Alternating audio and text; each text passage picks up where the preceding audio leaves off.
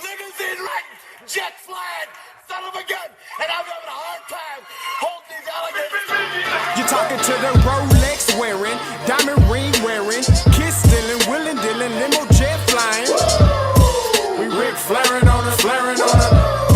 We Ric Flairin' on us. You talking to the Rolex wearing, diamond ring wearing, kiss stealing, willing dealing, limo jet flying. We Ric Flairin' on us, flaring on us. We Ric Flairin' on us, flaring on us. It's apparent these girls staring. I'm Ric Flairin', gold across my chest. I'm fresh to death. I'm Paul Bearing, not at all scary. One eye open like Betty Wops and fine to these circles that's going in like a carry shot. Woo! I'm going in like a Mary Pop off that Mary Crop at the top flow at the Marriott. So questioning me is like questioning you. See, we the best dressed, so come and get blessed with the crew. Not one but two, different ways to slaughter your crew. Committed tat across the chest, I guess she blessed with the truth. People want to see them checks, representation of proof. Living through my elders trying to resonate to the youth. But ain't nothing to get my flash on. Longevity is heavily embedded in my melanin. Layman terms, I last long. My grind repetitive, I'm smoother than real silk. Lyrical cash cow who can't cry over spilled milk. We in here. You're talking to the Rolex wearing, diamond ring wearing, kiss stealing, willing dealing, limo jet flying. We Ric Flairin' on us, flaring on us. We Ric Flairin' on us. You talking to the Rolex wearing, diamond ring wearing, kiss stealing, willing dealing, limo jet flying. We Ric Flairin' on us, flaring on us. We Ric Flairin' on us, flaring on us. This ain't no normal situation, this preparation with greatness. Industry full of fakeness, it's really up for the taking. See, life is what happened to you, more so how you take it. Don't get stripped of your knowledge and mentally leave you naked. I like to live otherwise. I'm sorry that I'm fresh to death. I put the polo and apologize. See, black son, we ain't nothing like them other guys. Quit to socialize, we organize, then we mobilize. Off the deep end like a scuba diver. And no confusion, just keep it pushing like Uber drivers. Woo! Business fresh just like a supervisor in a Gucci visor. Can't find a smoother rhymer. You're talking to the Rolex wearing, diamond ring wearing, kiss stealing, willing dealing, limo jet flying. We Ric Flairin' on us, flaring on us. We Ric Flairin' on us. You talking to the Rolex wearing, diamond ring wearing, kiss stealing, willing dealing, limo jet flying. We Ric Flairin' on us, flaring on us. We Ric Flairin' on us, flaring on us. Yeah, DQ baby. Shout out that boy Nigga for that fire track. Hey, Black Sun, sun up. What's up, Vinny Vegas? What in Vegas? Yeah. Shout out Pharaoh's Kids, D-Phase, yeah, Bubba C, yeah, Ric Flairin' on him, Ric Flairin' on him, Ric Flairin' on him, Ric Flairin' son up, baby.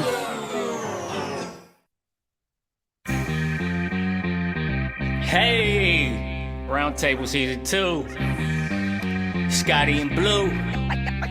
Backpack coming through. Let's square it away. Ain't nothing like the round table. I pay you if able to find better on cable. They made you appreciate Scotty and Blue.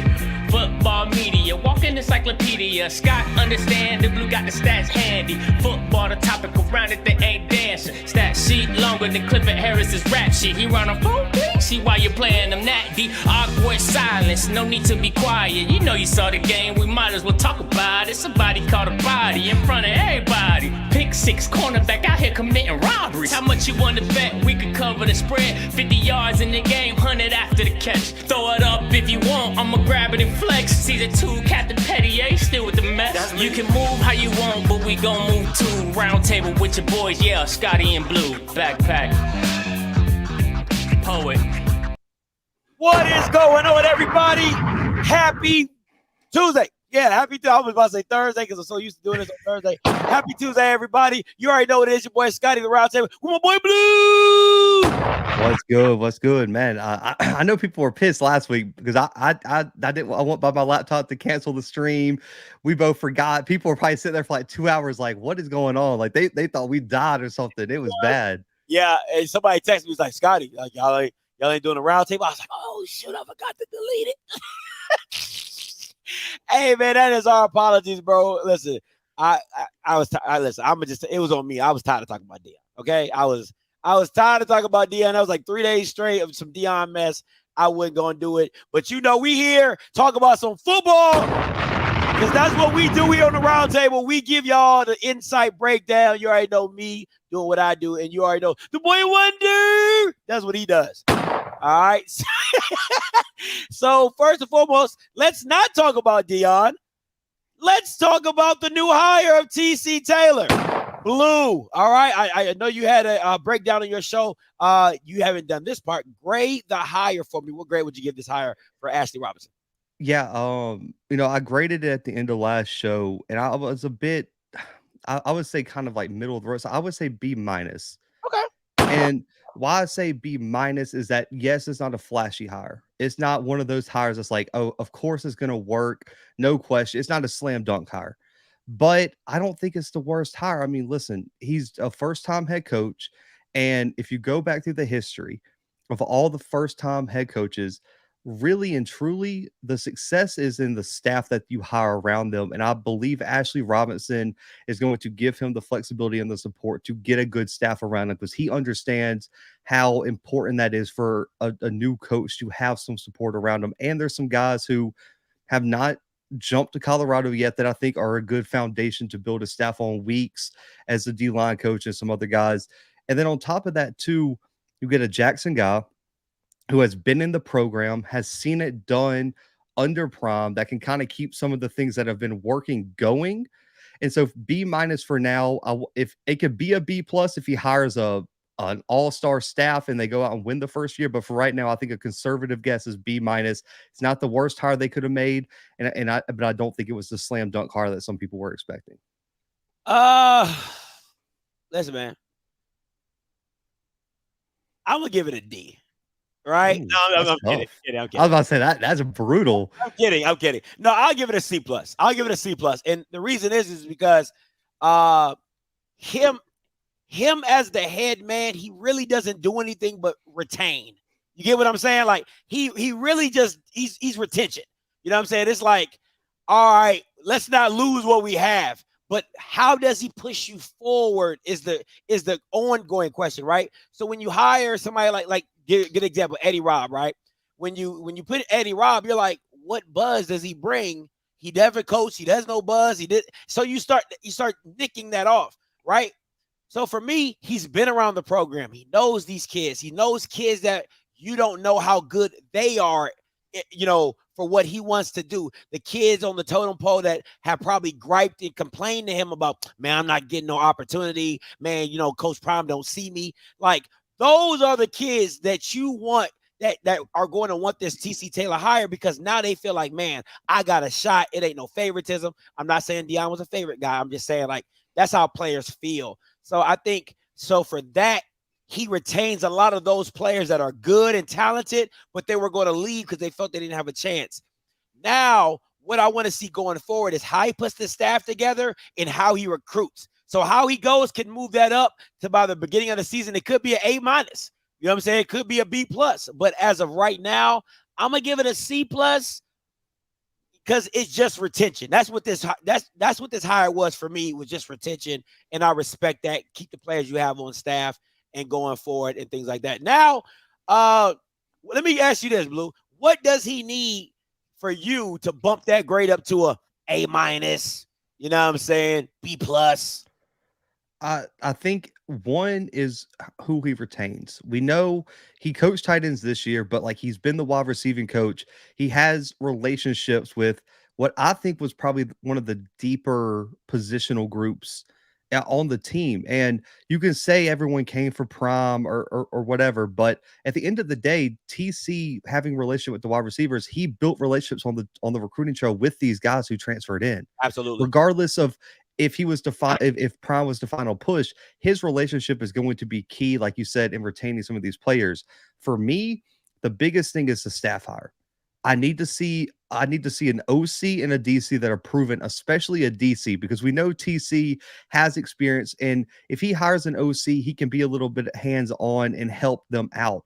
I need to see a game-changing defensive coordinator. That's what's really and truly, that's what separated Jackson from a lot of teams in the SWAC is, I mean, that's a defensive unit that is number one in the entire country in yards per game, points per game, and passing defense. You're going to need an outstanding DC, especially with an offensive-minded head coach. When you go through college football, especially let's just take the last 10 years, all these quote unquote offensive geniuses that have failed as a head coach is because they didn't bring in the proper DC. That's going to be the number one hire for me, is who he hires as the defensive coordinator. I agree with you wholeheartedly, Blue. And I'm gonna say this, right? I'm going to always be on the Javancy Jones bandwagon. I know you probably don't know who that is. Former Jackson State great D. I believe he played DN for Jackson State. He is now he's the defensive coordinator in Mississippi. He just won the state championship down there. He's been doing work. I know he's not a sexy name or flash name, and I'm always going to be on that bandwagon. But I agree with you. I think finding a DC that fits the scheme of what you do not want to do is you don't want to do a full scheme change, right? Because all the players you done brought were to fit this scheme. You know what I'm saying? Like I talked to Mr. Campbell a couple of days ago. He said, man, listen, all Deion is doing the same thing he did at Florida State. They played bump and run at Florida State when Deion was there. That's what he knows. He brought that same style to Jackson State, right? So to me, it's like if you saw it worked. If I'm TC Taylor and I see this style of play works, we bump and run, man up, cover 0, cover 1 type looks. We keep trying to find those type of players, and we keep this same scheme. We keep this thing rolling, because at the end of the day, the quarterbacks ain't getting no better in the SWAC. They ain't getting no better, clearly, right? So you still want to keep the challenge on DC. So if I did bring a Javancy Jones, I'm like, hey, Javancy, this is how we running it like this, baby. Bump and run, man to man. We getting after the quarterback, versatile front 7 players, and let's go get it. Let's talk about his first commit. Everybody's been ranting and raving about it. Philip Short. I'm going to go first because I'm the bad guy. All right. To me, I didn't watch his huddle. I watched his games.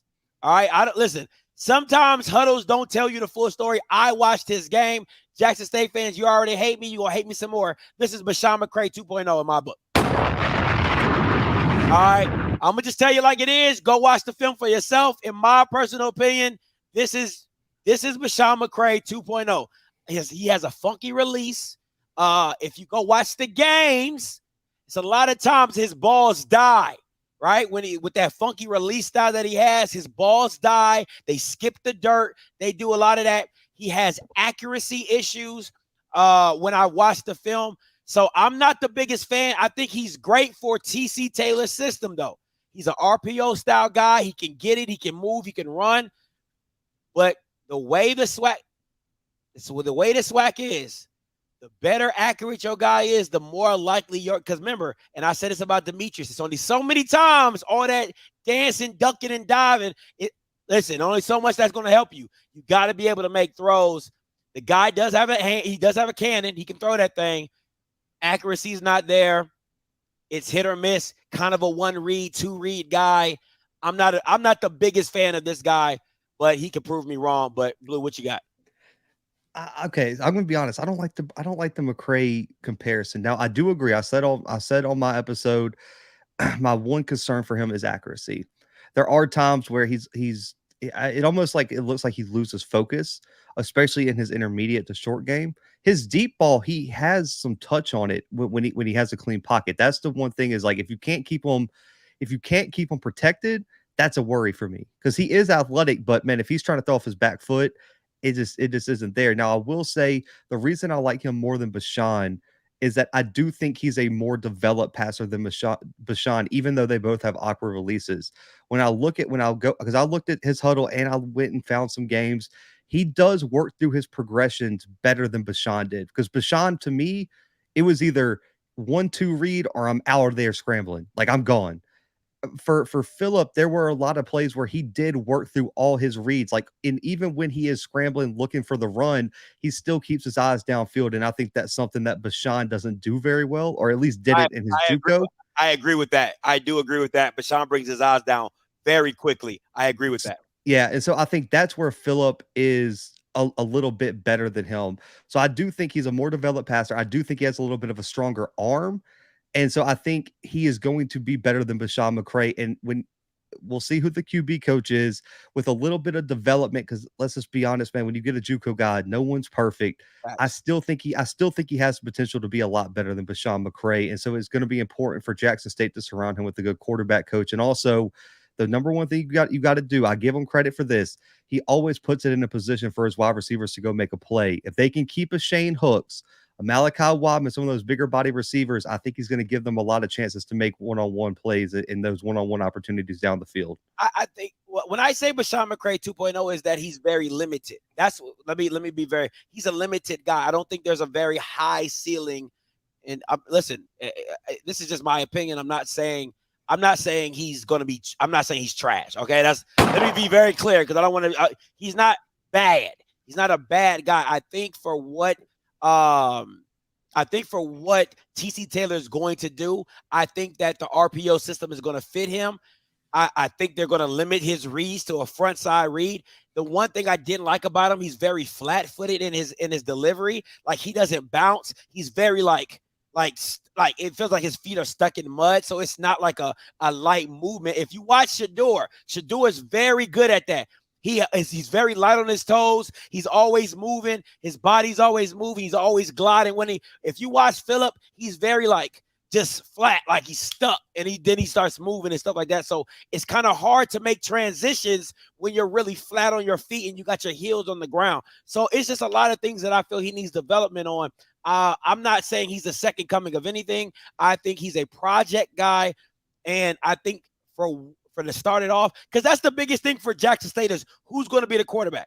That is the who is going to fill that role. And if you think that he's going to be the second coming of Shador, I would tell you to pump your brakes. I think he has a lot to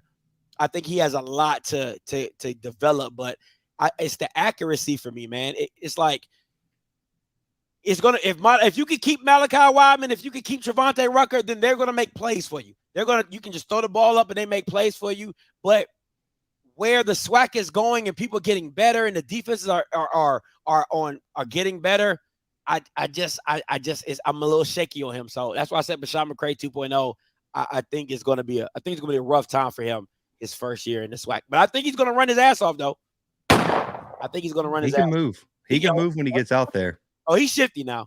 And I think the benefit for him is this, like you said, he keeps his eyes up. So, and it's the same thing with Shador. When he broke that pocket, most of his big plays came from when he broke outside the pocket, people are coming open. And if that happens with Phillip, he can hit you 30, 40 yards downfield because he has that type of arm. So I do give him credit for that. So, but definitely Bashan McCray 2.0. This is my personal opinion. You ain't gotta like it. Just watch the film. All right, if you watch the film, that's just my personal opinion. All right, listen. Me and Kofi talked about it. Blue, what is your opinion of these two guys and going into the Celebration Bowl? Who would you want? What makes who special and all that type of stuff? I'll say this. I think for what system both teams run, they're the perfect quarterback for their system. I think for what Central wants to do, I don't think Shador could run very well. And what Jack State wants to do, I don't think Davius Rashard could do very well either. So I think they're perfect for their scheme. And they're just two different quarterbacks, man. Like if you want a guy that has elite pocket presence, elite accuracy, and can push the football down the field, man, you got Shador. If you want a guy who's a dual threat guy, who's also a leader of his team, man, you want Davius Rashard. The biggest thing is in this matchup is how much of a factor is Davius's legs going to be. If you take his legs away, things get really hairy for that offense. Absolutely. His ability to get out of the pocket and run is the number one thing to watch this weekend. We know what Shador is going to do. Shador is going to complete probably 65 to 70% of his passes, throw for like 250, and like 2 touchdowns, 2 to 4, whatever you want to say. Like that's what he's going to do every week. He's done it every single week. For Davius, it's just, can his legs be a factor? His legs were not a factor against Campbell. And that it took a whole side of the offense away, and they really, really struggled. That's going to be the key. But right now, man, just in terms of his pocket presence, his ability to make all the throws on the field, I would lean Shador for my offense if I was picking a quarterback. I always like dynamic guys, right? The one thing, the more, and we'll get to it deeper into the show, but I'm gonna kind of say it, and you're gonna hear me say this a lot. And I'm on the way I felt about Campbell is the way I feel about North Central. The more I watch them, the more I don't like them. It just, I don't know what it is, and that's not Richards. I want to be very clear. It's just the team, but let me stick on topic. All right, let's be on script, right? For the quarterback, I love dynamic guys, right? Because I always feel like as an offensive coordinator, and I'm not saying Shador is not dynamic. He always does what he needs to do. That's what makes Shador great. You need 15 yards and you want to go run man and leave me wide open, I get you 15. Southern, you want to leave, go man to man, I can go 40 for a house call. So he always gives you what he needs. But Richard is different. When he runs and he puts his shoulder down, that is a big guy coming at you full speed ahead, and he can move. He can absolutely move, and he is a load to bring down. And you're 100% right, Blue. If Jackson State takes his feet away in this game, it is going to be a long day for North Central. And I'm going to keep calling them North Central. And anybody has a problem with that, you can come see me in these comments. You know what's funny is, like, if I'm not mistaken, there's a D2 or D3 team that is called North Central, and they were like in the playoffs this year, if I'm not mistaken. Well, they about to be in the FCS today. They about to be a part of FCS today. Shador, listen, man, Shador is Shador. I mean, I don't know how to say it, anything else. He's very prototypical, go through progressions, reads, very play smart, things like that.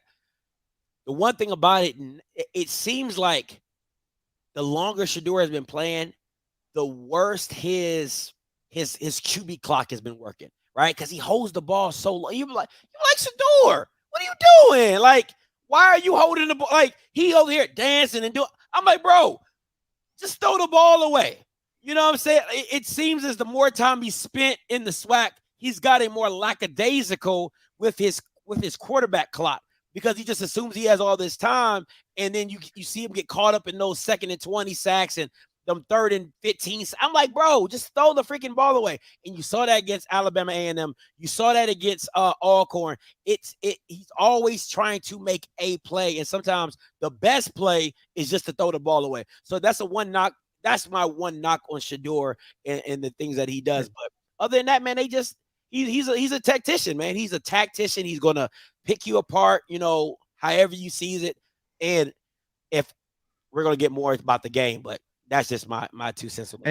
And I will say, I know people, because listen, I'm not the first one to always defend Shador. Okay, yeah, someone put in the chat that North Central won the D3 championship. So you got the D3 national champion North Central Cardinals, but with Shador, Scotty, because listen, if anyone's played football, like, you would kind of adjust to your circumstances year in and year out. Early in the season, Jackson State's offensive line was playing really well, and they were hitting a lot of great, like, big plays. And so I think he got comfortable with that over the first few weeks. Well, then once the offensive line took that step back, the clock that you had up until Bethune-Cookman turned into, he got cut in half. And so I really do think it's a hard cognitive adjustment for a quarterback to change his clock mid-season, when he got used to like 6 weeks of just picking people apart, standing back there all day, and now you got half the time. I think it's been a slow adjustment for him, and so I think that's something to look for this weekend. Is, can the offensive line revert to the offensive line we saw in the first half of the season, rather than what we've seen in the second half? Because in the second half of the season, the offensive line has been garbage. I'm sorry. Like, I've talked to players' parents at Jackson State on the offensive line that said they've been horrible the second half of the season. They've regressed, and that's a major, major issue. Major issue. Absolutely. Let me open these call lines up. There is one other participant in the conference. All participants are muted. All right, let's go into these teams, Blue. Keys for your keys. You know what? Let me go first because I got a lot to say about this. Because I hate when you go first and you take all my thunder, and I'm like, sound like I'm repeating you. Oh, Scotty don't know what he's talking about. He's just repeating Blue. Let me go first, okay? 1, your D line. Let me say this, man. I can't stress this enough. NCCU, your D line is going to have to clock in the work because they're not good. They are the definition of average. Okay. If you think that 3-3-5 is going to work, it's not. And if you're 4-down lineman, it still isn't the best, but you got to do it. You got to run 4-down lineman. It just is what it is. Also, going back to the point I wanted to make about Richards, he gets tunnel vision really bad as a quarterback. He stared like if you go watch his picks are not like overthrows or tip passes. Like it's rarely those. It's literally him hyper focused on a receiver and he just stares him down. He gets tunnel vision. The South Carolina State pick to lose the game. The 2 Delaware State picks that he threw in that game. He just that's the trending theme for him is that he has very, very bad tunnel vision when he gets locked into a person, and he can't do that against Jackson State. And the next thing for me is this: they have to run the ball, and I like their offensive line. Their offensive line reminds me of Southern's offensive line of last year. They're solid across the board, not a weak spot. They pick up stunts very well. They're solid. They're a solid unit. They work well together. And I think Latrell Collier, a lot of people might not know what that kid is, but that kid runs hard. He's a hard runner. He's hard to bring down. He's special as well. But keys to win, the D-line has to come play. Richards has to be special. He has to be special. I'm talking about 200 in the air, 100, 150 on the ground special. And wide receivers have to make plays. Wide receivers have to make plays. All right, Blue, it's on you. Now, you're right. I mean, so tomorrow I'll be dropping the interview with Matt Leone, the OC at North Carolina Central, and he talked about that. He was like, man, Jackson, they leave you one-on-one, whether it's the offensive line, whether it's the perimeter, they leave you one-on-one, and they just trust their players to win those one-on-one battles. He was like, if your wide receivers aren't winning one-on-one battles, you have no chance to win the game. And I agree. I think established to run, of course, is the number one thing. I need 150 to 200. Regardless of how it comes, it could be by committee. You might not have to have a 100-yard rusher, but I need 150 to 200, and that even goes into winning the time of possession. You got to control the ball here. But my 2 key stats, I went back through, Scotty. I watched some game film, and I was kind of looking for trends for Central in this season. One's the turnover battle. They're 5-0 when they win the turnover battle. And both of their losses, they either turn the ball over and tied or they lost the turnover battle badly. They have to win the turnover battle. And that's been a theme against Jackson all year. If you turn the ball over and Jackson doesn't, it's a massacre every single game. And then also a really interesting stat, they've been over 50% on 3rd down in 9 games. Woo! The 2 games they were below 50% on 3rd down, they lost. The Campbell and the South Carolina State games are the only 2 FCS games that they have been under 50% on 3rd down this year. If they cannot convert on 3rd down, it's an issue. And it goes back to the run game and the time of possession. Again, in that New Hampshire game, they were able to keep themselves in 3rd and shorts because they were able to run the football and get those large chunk plays on 1st down. You have to stay ahead of the chains against Jackson. If you get caught in the 2nd and 12, 2nd and 13s, 3rd and 12s, they are going to absolutely pin back and come after you, and you have no shot, man. They got too many athletes up front, and they're too athletic. So you have to stay in front of the chains, and you have to be efficient on 3rd down. And so those are my keys for Central this weekend. Listen, I love that, Blue. I think the only game that was the Delaware State game. I think they lost the turnover battle, and they won that game. And I watching that game, I still don't understand how they won it. But the one thing I also want to bring up, and shout out to Matt Leone if he's watching this. Listen, the creativity of NCCU, you haven't seen it in the SWAC. I'm gonna just leave it alone. I don't want to start dropping gems because I've watched enough Issy. Listen, bro, they are a very creative unit on how they get players isolated in matchups. And that's a lot of stuff you do not see in the SWAC. I just want to be very mindful of that. So I got to give Matt Leone a lot of credit for that. They are very creative on how they get people. And they're not afraid to use their tight end. I want to be very clear about that. They're not afraid to use their tight end. You know, does Richards hit him all the time? No, he doesn't. But they're not afraid to use them. You know what I'm saying? So that's one of the keys. So I'm curious to see how it looks and how they set this thing up going forward. All right, Blue. Keys to win for Jackson. Protect Shador Sanders. That's it. I mean, you got to protect them. That Alcorn State game, it as an offensive lineman guy who loves watching O-line play, I was sick watching that game. I went back and watched the replays. I was there and I was like, man, maybe I'm overreacting. Jesus, they couldn't block a soul.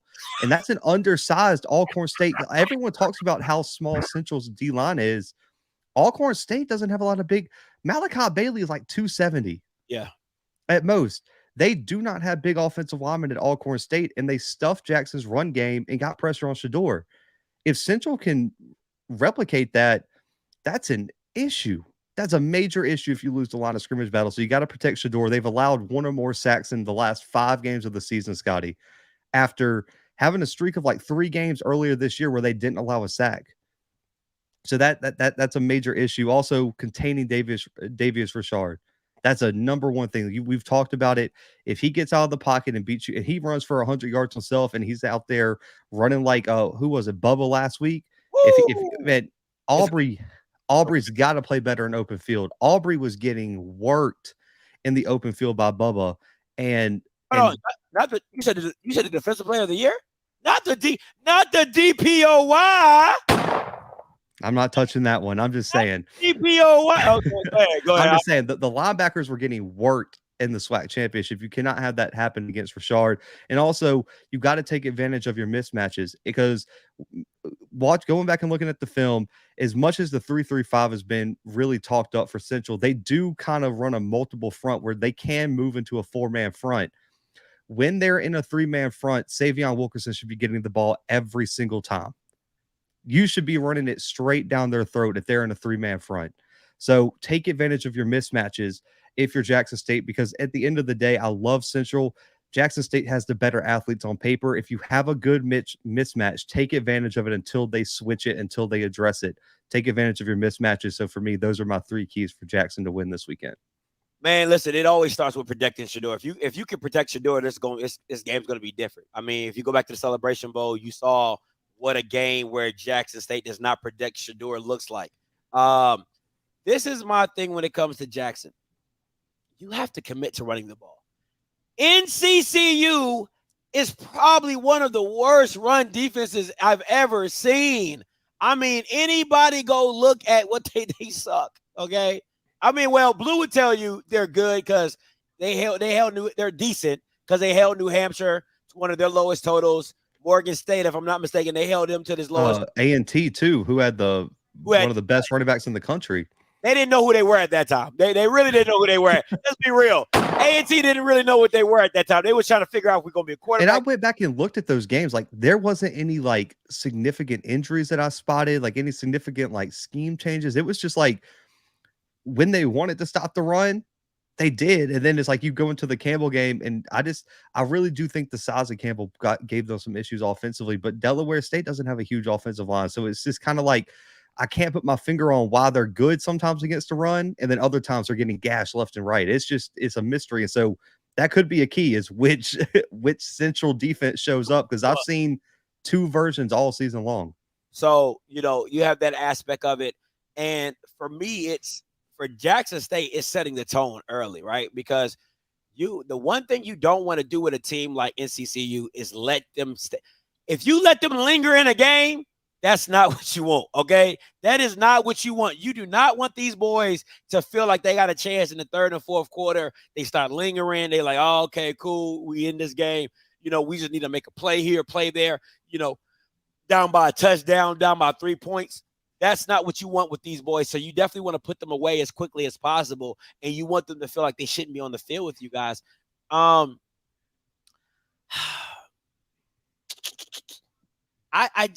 Man, I just don't see. If I'm being a whole buck, I just can't see Jackson State losing this game. It really feels to me it feels the exact same I felt as Campbell. I want to go. You know me, Blue. You know. It would do me nothing better than see Jackson State lose their final game at DI at the Southern. 2 years in a row running and Bama's lose. I'd be out here celebrate good. I'll be out here. Baby, woo, eat, smack, who is, woo, eat, smack, oh, woo, woo, woo. I would be so happy. It would do nothing better than, but I just can't. The more I watch film, the more I watch this team, they will literally live and die off of Richards and what he does. And their defensive line, to me, just doesn't scare me enough to say they can affect Jackson State of what they want to do. You know what I'm saying? Like, they just don't. They just don't. Trying to bait you in the chat. No, listen, man. I'm not betting no more on my channel because Bama's owe me $1,000 and still ain't paid up. Cash Harris and I still got my list here. And Shayna, you know who you are. Cash Harris and Shayna still owe me $1,000. So I ain't betting nobody else on my channel because if I would have lost, Bama's would have been in my chat every damn day. Scotty, where my money? Where my money? Where my money? I ain't bet with you, Bama's no more. But go ahead, Blue. Yeah, man. You know, I think 16-point spread seems like a guarantee. I mean, bro, I'll take Central plus 16 all day. Oh yeah, but I just don't see them winning. I personally got Jackson this weekend. I got Jackson 28-24 over Central this weekend in the Celebration Bowl. I like 24-35. I like 24-35. I think Jackson State's a 10-point. I think Jackson State's 10 points better than this team. Yeah, like I feel that. I can't see 16. 16 to me is Richards throws 2 picks. You know, like something crazy. Like he throws 2 picks. Maybe they return one close to the end zone and they score off that. But he is vulnerable. I'm telling you, that kid is vulnerable to staring people down. And this is not the team that you want to play with, that staring people down mess. You just can't play with that. They are a mesh concept team. So I think if you see Jackson State do a lot of man, if the offensive line can hold up, I think you might see a lot of yak yards from NCCU doing that mesh concept. And rest in peace, Mike Leach. He passed away today. Rest in peace, man. And condolences to his family. But you know what I'm saying? You'll see a lot of those concepts being brought in. So I would like to see if Jackson State does do a little zone.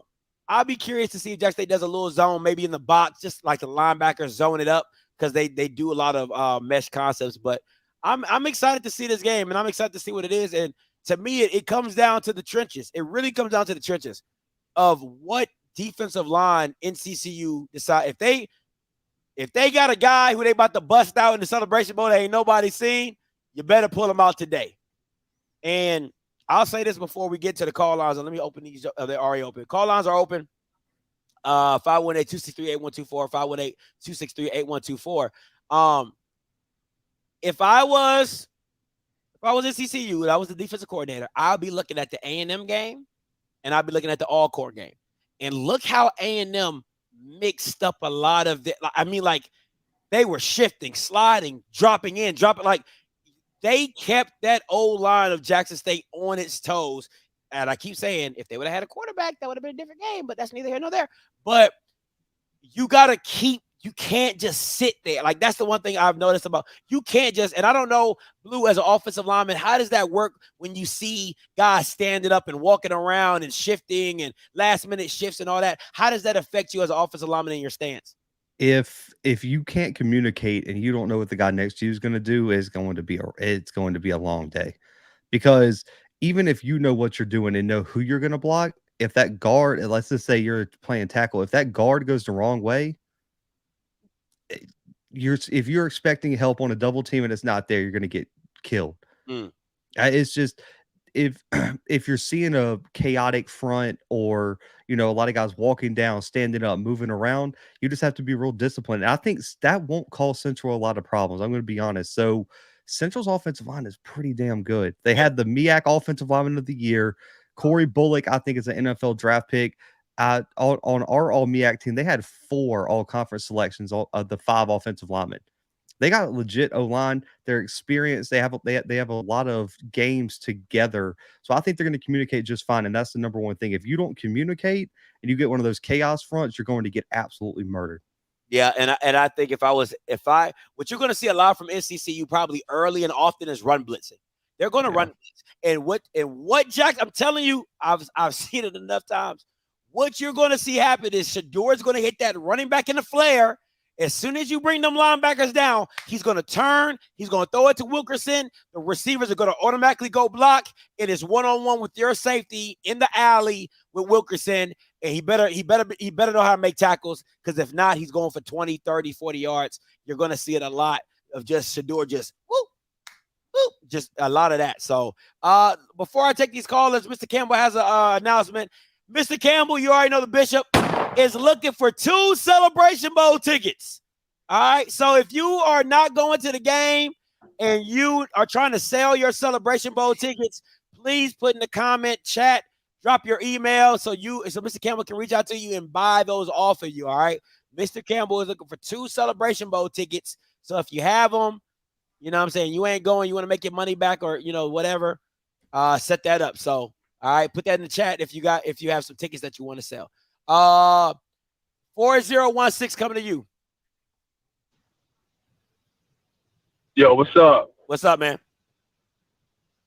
Yo, first of all, man, don't you ever go against the win God, bro. Coach Prime is the win God, bro. He wins all the time, bro. All the time? So he won the Celebration Bowl all last the time. year? So even as a player, bro. So he won the Celebration Bowl last year? Even as a player, bro. So he won the Celebration Bowl last year? Well, last year he wasn't. The team wasn't prepared. They partied. So he was a after lose he won the guy. SWAC Championship, so last year he was a like lose he ain't having guy. focus, bro. So last year he was the lose guy. Now he's the win guy. Now I'm confused. How can you? Bro, he's the win guy, bro. How can you be the win guy and lose? Who won like how he won in life, bro? The win guy. Let's talk all the way around. How can you be the win guy if you lose? Make that make sense.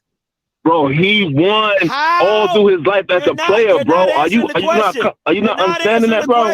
You're not answering the question. How can you be a win guy if you've lost? Word. When you game defines a career. When you think about that, right? Think about that. Regroup. Call back in, and when you have an answer for that, then I'll let you talk. Is that the same guy who called into my show yesterday and said Prime was above Eddie Robinson in the history of SWAC coaching? I don't know, but that man, listen. At the end of the day, he needs to go back, regroup, get his mind together, explain to me how you a win guy when you lost, okay? And then we can move amicably forward, okay? If you want to laugh, you got to go check out the chat during that caller. I thought Mr. Campbell and like all the SWAC all heads were going to have just pure strokes in the chat when he came on here talking about Eddie Robinson couldn't hold a candle to Prime. It was unbelievable, man. It was the best call of my entire life. Oh my goodness. At 9020 coming to you. Hey, calling you live. Hey, Scott. Hey, Blue. How y'all doing? What's good, man? We doing well. Well, I got 2 things. One, on the coaching, I give it a B. I would like to see him retain Mike Zimmer's son, Pat Zimmer. I think that'd be a good choice on the defensive side, since he did coach in the NFL. That's something you can tell kids when you're trying to recruit them. The defensive coordinator did come from the NFL. And I'd like to see him get an office coordinator maybe for one of these Texas schools like South Oak Cliff or Dunkerville or DeSoto. That might, be something he want to look at. But, as far as the game, I do not think that Deion's going to let, his son, baby Jesus, not shine. I think that, they need to run the ball to win the game. I don't think Deion's going to do that. How can Deion allow something? Like, guys, like, we're playing football. How you going to say Deion is not going to allow something to happen? He ain't on the field. Deion is no longer backpedaling. If anybody hasn't noticed, he done lost 2 toes. All right, he is no longer doing backpedals. So how is Deion going to affect a game? How can he allow something to happen? Make that make sense to me. Not a problem. So when you're a head coach, you do have the ability to override your office coordinator. So if your office coordinator is running the ball and you want him to throw it, you tell him throw the ball. The reason why I know that because I coach. And so if my office coordinator or my defense coordinator is not doing something I don't like, I do have the ability as the head coach to override him. So I think you play ball too, Scotty. So you know this is true. But you're listen to the words that you're using. Deion won't allow. Deion does not. He cannot dictate of what a defense is going to allow. The fact that you coach and you're saying what you're saying is even more like unfathomable, that you're saying Deion won't allow. Deion does not have the capability to say what his son can and cannot do on the football field. That does not make sense. All he can do is, I'm going to put Shedeur in a position to do what he does best, but he cannot tell somebody, you cannot say Deion won't allow Shedeur to go out like that. Do you think Deion allowed South Carolina State to get to his ass last year? He didn't allow that. So you can't say stuff like that. What I'm saying to you is, if, like Blue said, if they're in the 3-man front, the office coordinator have to run the ball in their front. That's all I'm saying, Scotty. That's not what you said. That's what you're saying, but that's not what you said. I only listened to what you said. Appreciate the call. Come on, guys. Like, bro, come on, man. Like, y'all, listen. I get it. There's a lot of prime disease going around, right? There's a lot of prime like COVID going around, and all you guys are breathing it in. I get it, but you cannot get on my call line and talk about some. Oh yeah, prime is not going to allow Shedeur to go out like that. He can't dictate that. He cannot dictate that. I don't give a damn. He does not affect the game like that. Come on, man. Y'all got to be kidding me. Y'all are starting the night off really bad. You know what I'm saying? Starting the night off really bad. Rocky, coming to you. And don't be on no foolishness. Oh, Rocky. good. Bro, we're 0 for 20 with the Rocky. How many other callers you got on the line? Oh, my goodness. All right, man. No, man. I love you, Rocky. I'm just messing with you, man. But I want to ask, right? I haven't seen Rashard play other than highlights, right? And I go back to what you talked about with the quarterback from Campbell, right? Who was all intents and purposes a very competent quarterback, right? But I saw where he wasn't clear about what he was seeing when he was playing with Jackson State, and I saw that he had a propensity to hold the ball during that game. It kind of played out just like you said, Scotty. Watching Bubba McDaniel play against Jackson State, it almost seemed like, because I watched the game twice, it almost seemed like he kind of knew what to do when the post snap. You understand what I'm saying? Mm-hmm. And he was confident about what he saw. So he was confident throwing the quick game, even though it was tight coverage. He was confident throwing the quick game. And then when the rush got to him, it seemed like he had his head up and he knew where to maneuver through the line, right? So he was an aware quarterback. He wasn't super quick or super athletic, but he was aware. Does Rashard have that kind of awareness that can give you a great second reaction to what the Jackson State defense does if the first option in there? I think he does. What about you, Blah? I think he does. I've seen it. I think the biggest difference between him and Hajj Malik at Campbell is that Hajj is a better athlete. Like Hajj has a way more top end speed. He's a lot more slippery, kind of like Bubba was last week. The thing with Davis is a way better passer, in my opinion, than Hajj Malik. And I think he understands the offense a little bit better, and he's a lot quicker with his reads. Because I mean, you can argue it's because of scheme, but like he's a more efficient passer, and I think his size it plays a little bit. He's not afraid to run people over. Hajj Malik is going to run past you, even though he's a bigger dude. Davius is not afraid to run through you if he needs to. So I think those are the two biggest differences. But I do agree his post snap reads are a lot quicker than what you were going to get with Hajj Malik. I'll say this, Rocky. Before I know you about to say your piece, but I'll say this. The thing for me when it comes to Davis Richards, and the one thing that can really affect Jackson is that Jackson is really vulnerable up the middle. And you saw it against Southern. Mm-hmm. They're a vulnerable team up the middle. That middle area, A lot of people want to attack the outside. Where you really should be attacking is the middle of the defense, and that's where Davis is his best. If I'm being honest, he throws a great ball in the middle. So be very cognizant of that. Be mindful of a tight end getting up.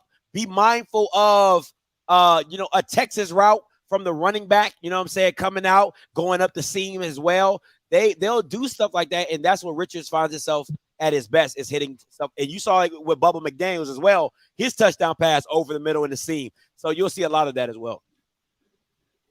Well, yeah, I've always thought Jackson State was vulnerable up the middle, but up the middle presents another problem for most quarterbacks in the SWAC, in that they're not always clear about what they see up the middle. Like interior passing, in my opinion, is a much more difficult task to consistently do over and over again, because there's more manipulation of coverage you can do with people in the middle of the field.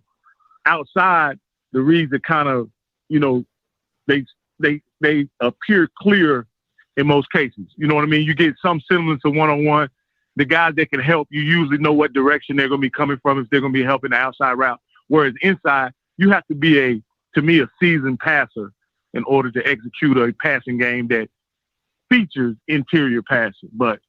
And I think Jackson State feasted off, to be honest with you, incompetent quarterback play for most of the last 2 years. So I'm anxious to see how a quarterback who is competent in the passing game can really affect Jackson State defense. Because I love the way their defense plays. I love the physical nature in which they play.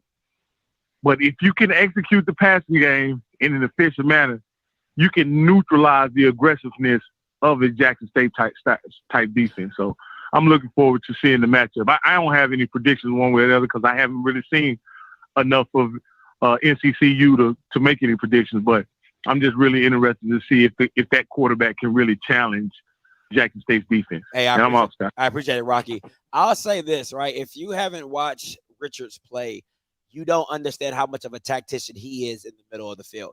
And if you watch, he really doesn't throw outside very often. You know what I'm saying? It's more like he'll throw on a second window. You know what I'm saying? If he's looking for an over route, he'll throw in the second window. So you got the 1, 2 on the back side or the front side window. He'll throw a comeback. He'll throw a hitch and all that. That's just basic quarterback stuff. But where he does his most damage is definitely in the middle of the field. I mean, I'm telling you, they do most of their damage in the middle of the field, and he will pick you apart. Now, the thing with this is that, like Rocky was saying, you get easier reads on the outside, because Jackson State is not going to, they're going to show you what we're in. I'm in man. That's what we're doing. Beat it. You know what I'm saying? So that's why it's easier to read, but is it an easier throw? Absolutely not. So that's what you fall into. Go ahead. I must say, I think a lot of the success he has over the middle, I talked about this with Leone today, is that, Richard gets a lot of the credit, but Devin Smith and EJ Hicks are really good wide receivers. I mean, they're really good route runners. They play really well underneath, and they're really good in space and understanding where they need to be depending on what type of scheme the defense runs. They're really, really, I would say, cognitive type players where they understand football really well, and they always put themselves in the best position. And their chemistry with Richard in the passing game, especially with those mesh concepts, with those, they got 3-4 routes in their head that they can run, different concepts. But listen, they can do it. And so I would say Devin Smith and EJ Hicks have to play big for their quarterback, because Richard can't do it all on his own. And I feel like there's a misconception, because a lot of people haven't watched a lot of Central football, that it's Richard or nothing. And they got a lot of really good athletes on that offense too, that I think are a little bit overlooked due to the fact of how popular Richard has gotten leading up to this game. All right, Mr. Campbell wants to ask the chat, what's a better job, Colorado or Mississippi State? You guys can debate that in the chat as I take this caller. 5936 coming to you. Hey, caller, you live. Hey, Scotty. Yes, sir. You think Shadua you think Shadua gonna last the game? Is Prime gonna take him out if he getting sack like he was doing against Alcorn? Blue says no. Listen, man, I'm always on. I think, bro, if he is gonna have to fear for his life getting out of Atlanta if he throws this game, bro. And I would be all for it. You're gonna throw the game on ABC? Come on, bro. Like there's no way he could do it. I mean, if he did it, man, there had to be some sort of NCAA punishment. You can't do that. I don't think that's is that throwing the game? Yes. Yes, absolutely. If you purposely pull your quarterback to save him for next year, hell yeah. It's a bigger picture to me. I just think that's big big picture thinking. If the offensive line not blocking for him, he gonna swipe should do it out the game. No way. Zero chance. I'm just gonna throw it out. Like that would be front page news, and anything Jackson State fans had to say to him at that point, I'm all for it. I'm right behind them. I'm coming on the stream. Listen, bro, you gotta come on, man. That's outrageous. I don't think it'll be front page news because I really don't think it'll be front page news. I really don't think so. I think it'll be like, it'll probably be like, Deion loses his final game as the head coach of Jackson State.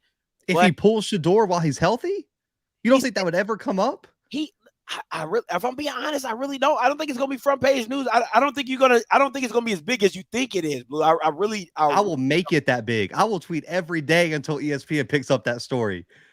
Zero chance. Zero chance. Come on, bro. I'm calling Neely myself until he posts that on the pregame show. He'll be in Colorado by then. He'll be in Colorado. I know the area code. I can Google the area code. It's all good. Oh my goodness. Listen, Coach Pep. I'm not going to put it against Deion for not doing it because that to me that's just big picture thinking. I ain't even gonna hold you. It's just it ain't. What's the difference if a player sitting out of a bowl game? That's before the game saying I'm gonna sit out the game to protect my draft stock. Not hey, I'm gonna play the first quarter, and because my offensive line sucks so bad, I'm gonna dip out and say good luck. In that case, they might as well just leave the game. Prom set his headset at the 50, get on the plane and go live on Well Off Media and talk about how they don't care about finishing the job.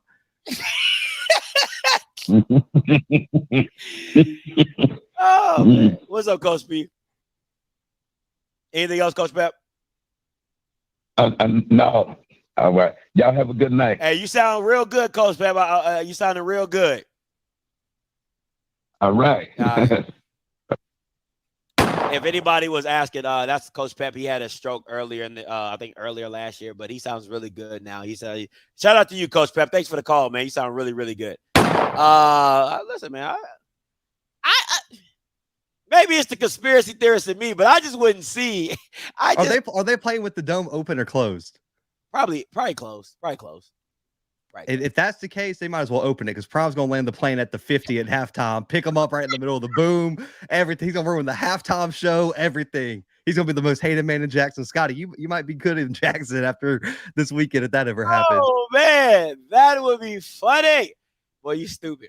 Hey, Book. Hey, you stupid, right? Oh, man. Book coming to you. Hey, what's going on, man? Boy, y'all wow. Hey, look, a real quick question for you. Like for the most part, when we go up by 2 scores, that's kind of the formula, right? Go up by 2 scores, kind of make teams one-dimensional. And, for the most part, they don't have the offensive juice to come back from that. My question is, do you think that, one, NCCU has the offensive variety and discipline to kind of, commit to stay balanced? And do they have the juice to come back if they go 2 scores down? And if they do, if you're Jackson State, what dimension do you try to take away? Do you try to close up the middle from a pass standpoint and make the quarterback use his feet to beat you, or do you dare them to live and die by the pass? That's all I got, man. I appreciate the call, Book. I'll tell you this. Thanks, babe. My personal opinion, Blue, I'm going to throw it to you once when I'm done. I do think they have the firepower to come back from 2 touchdowns. When you have a quarterback that can throw it, when you got a quarterback that you believe and your team believes in, right? And to me, it's no different than Jackson State. If Jackson State is down 2 touchdowns, they're not afraid that Shador can't bring them back. You see them do it. And it's the same thing for NCCU. They seen Richards go toe-to-toe with some of the FCS quarterback from New Hampshire and that squad and what they were doing. They've gone toe-to-toe. So I don't think that's an issue for them. For me, I'm gonna live with Richards running. I'm gonna live with it because you only gonna want to take them hits so many times. With Cam, with Aubrey, Reagan, Gaddy, they ain't got no little guys. So you're gonna want to take those guys. You're only gonna take hits from them guys so many times. Thanks, babe. You know what I'm saying? So I would take everything away and live with him trying to run and do everything by himself. But go ahead, Blue. I would say they have the firepower, but the problem is I don't know if they could do it against Jackson. If you get down 14, because it's not going to be a situation where you're benching Richard and you got a quarterback coming in that Jackson didn't prepare for. Like if you're down 14-21 early, man, that's going to be so tough to come back with how good Jackson State's defense is. That's going to be, they might have the firepower on paper, but I think matchup wise, man, you can't get down by 2 scores to Jackson. Not in this game. I think it's how you get down 2 scores. Oh, I'm talking about like if it's just a normal 2, like Jackson drives it down your throat, shuts you out the first 2 drives, and it's 14-0 early. Like, bro, I'm sorry. I don't care who you got back there. Yeah, that's a brutal sell. But in terms of what Jackson's going to do, I think they're going to play them just like Campbell did. Campbell played man on man, trusted their athletes. They got pressure on Davis Richard. They took his legs away, and they slowed down the run. Like that's it. They just trusted their athletes to go make plays. And if you do that, if you're Jackson State, I think that's Scotty, has there been a team, regardless of who they have at quarterback, who they got at running back, wide receiver, that Jackson says we don't trust our athletes to make plays one-on-one? They're gonna live and die with it. So if it's working and it worked for Campbell and it's working early for Jackson State, I don't see why they change it. I think that's what they're going to try to do early though, and they'll make adjustments on the fly if it doesn't work. But I don't see them changing what they've done all year. I'll say this: Jackson has a way of just losing steam. If I'm like they'll score quick and then they just go in this lull. Like they're not a team that they'll just like they don't bludgeon you to death, right? Unless you're Southern. Yeah. That was the first time I think that was brutal. So, 35-0-1? No. The SWAC, it was what, 26-0 in the first quarter? Oh, that's Bashawn McCray. Oh, yeah, but I'm saying like they came out that game and it was over by the first quarter. Like it was Bashawn McCray, like bro, like it's Bashawn McCray. What we saw it happen with Campbell. Richard came out through 2 picks, and they set up, and it was what 35-0 in like the early second quarter. It can happen. It can. But I didn't. Okay, let me say this. I'll say this. Both of those scenarios, I knew the quarterback wasn't worth $2, right? I said Malik Hodge is not a quarterback that can beat Jackson. Well, no. I'm talking about what Campbell did to NCCU. Oh, yeah, that was just, oh, yeah. Yeah, like I'm saying, it can happen to Central. Like it's been proven that like if things get out of hand, they're prone to just not have it. I'll give you that. I'll give you that. Because Campbell just manhandled them.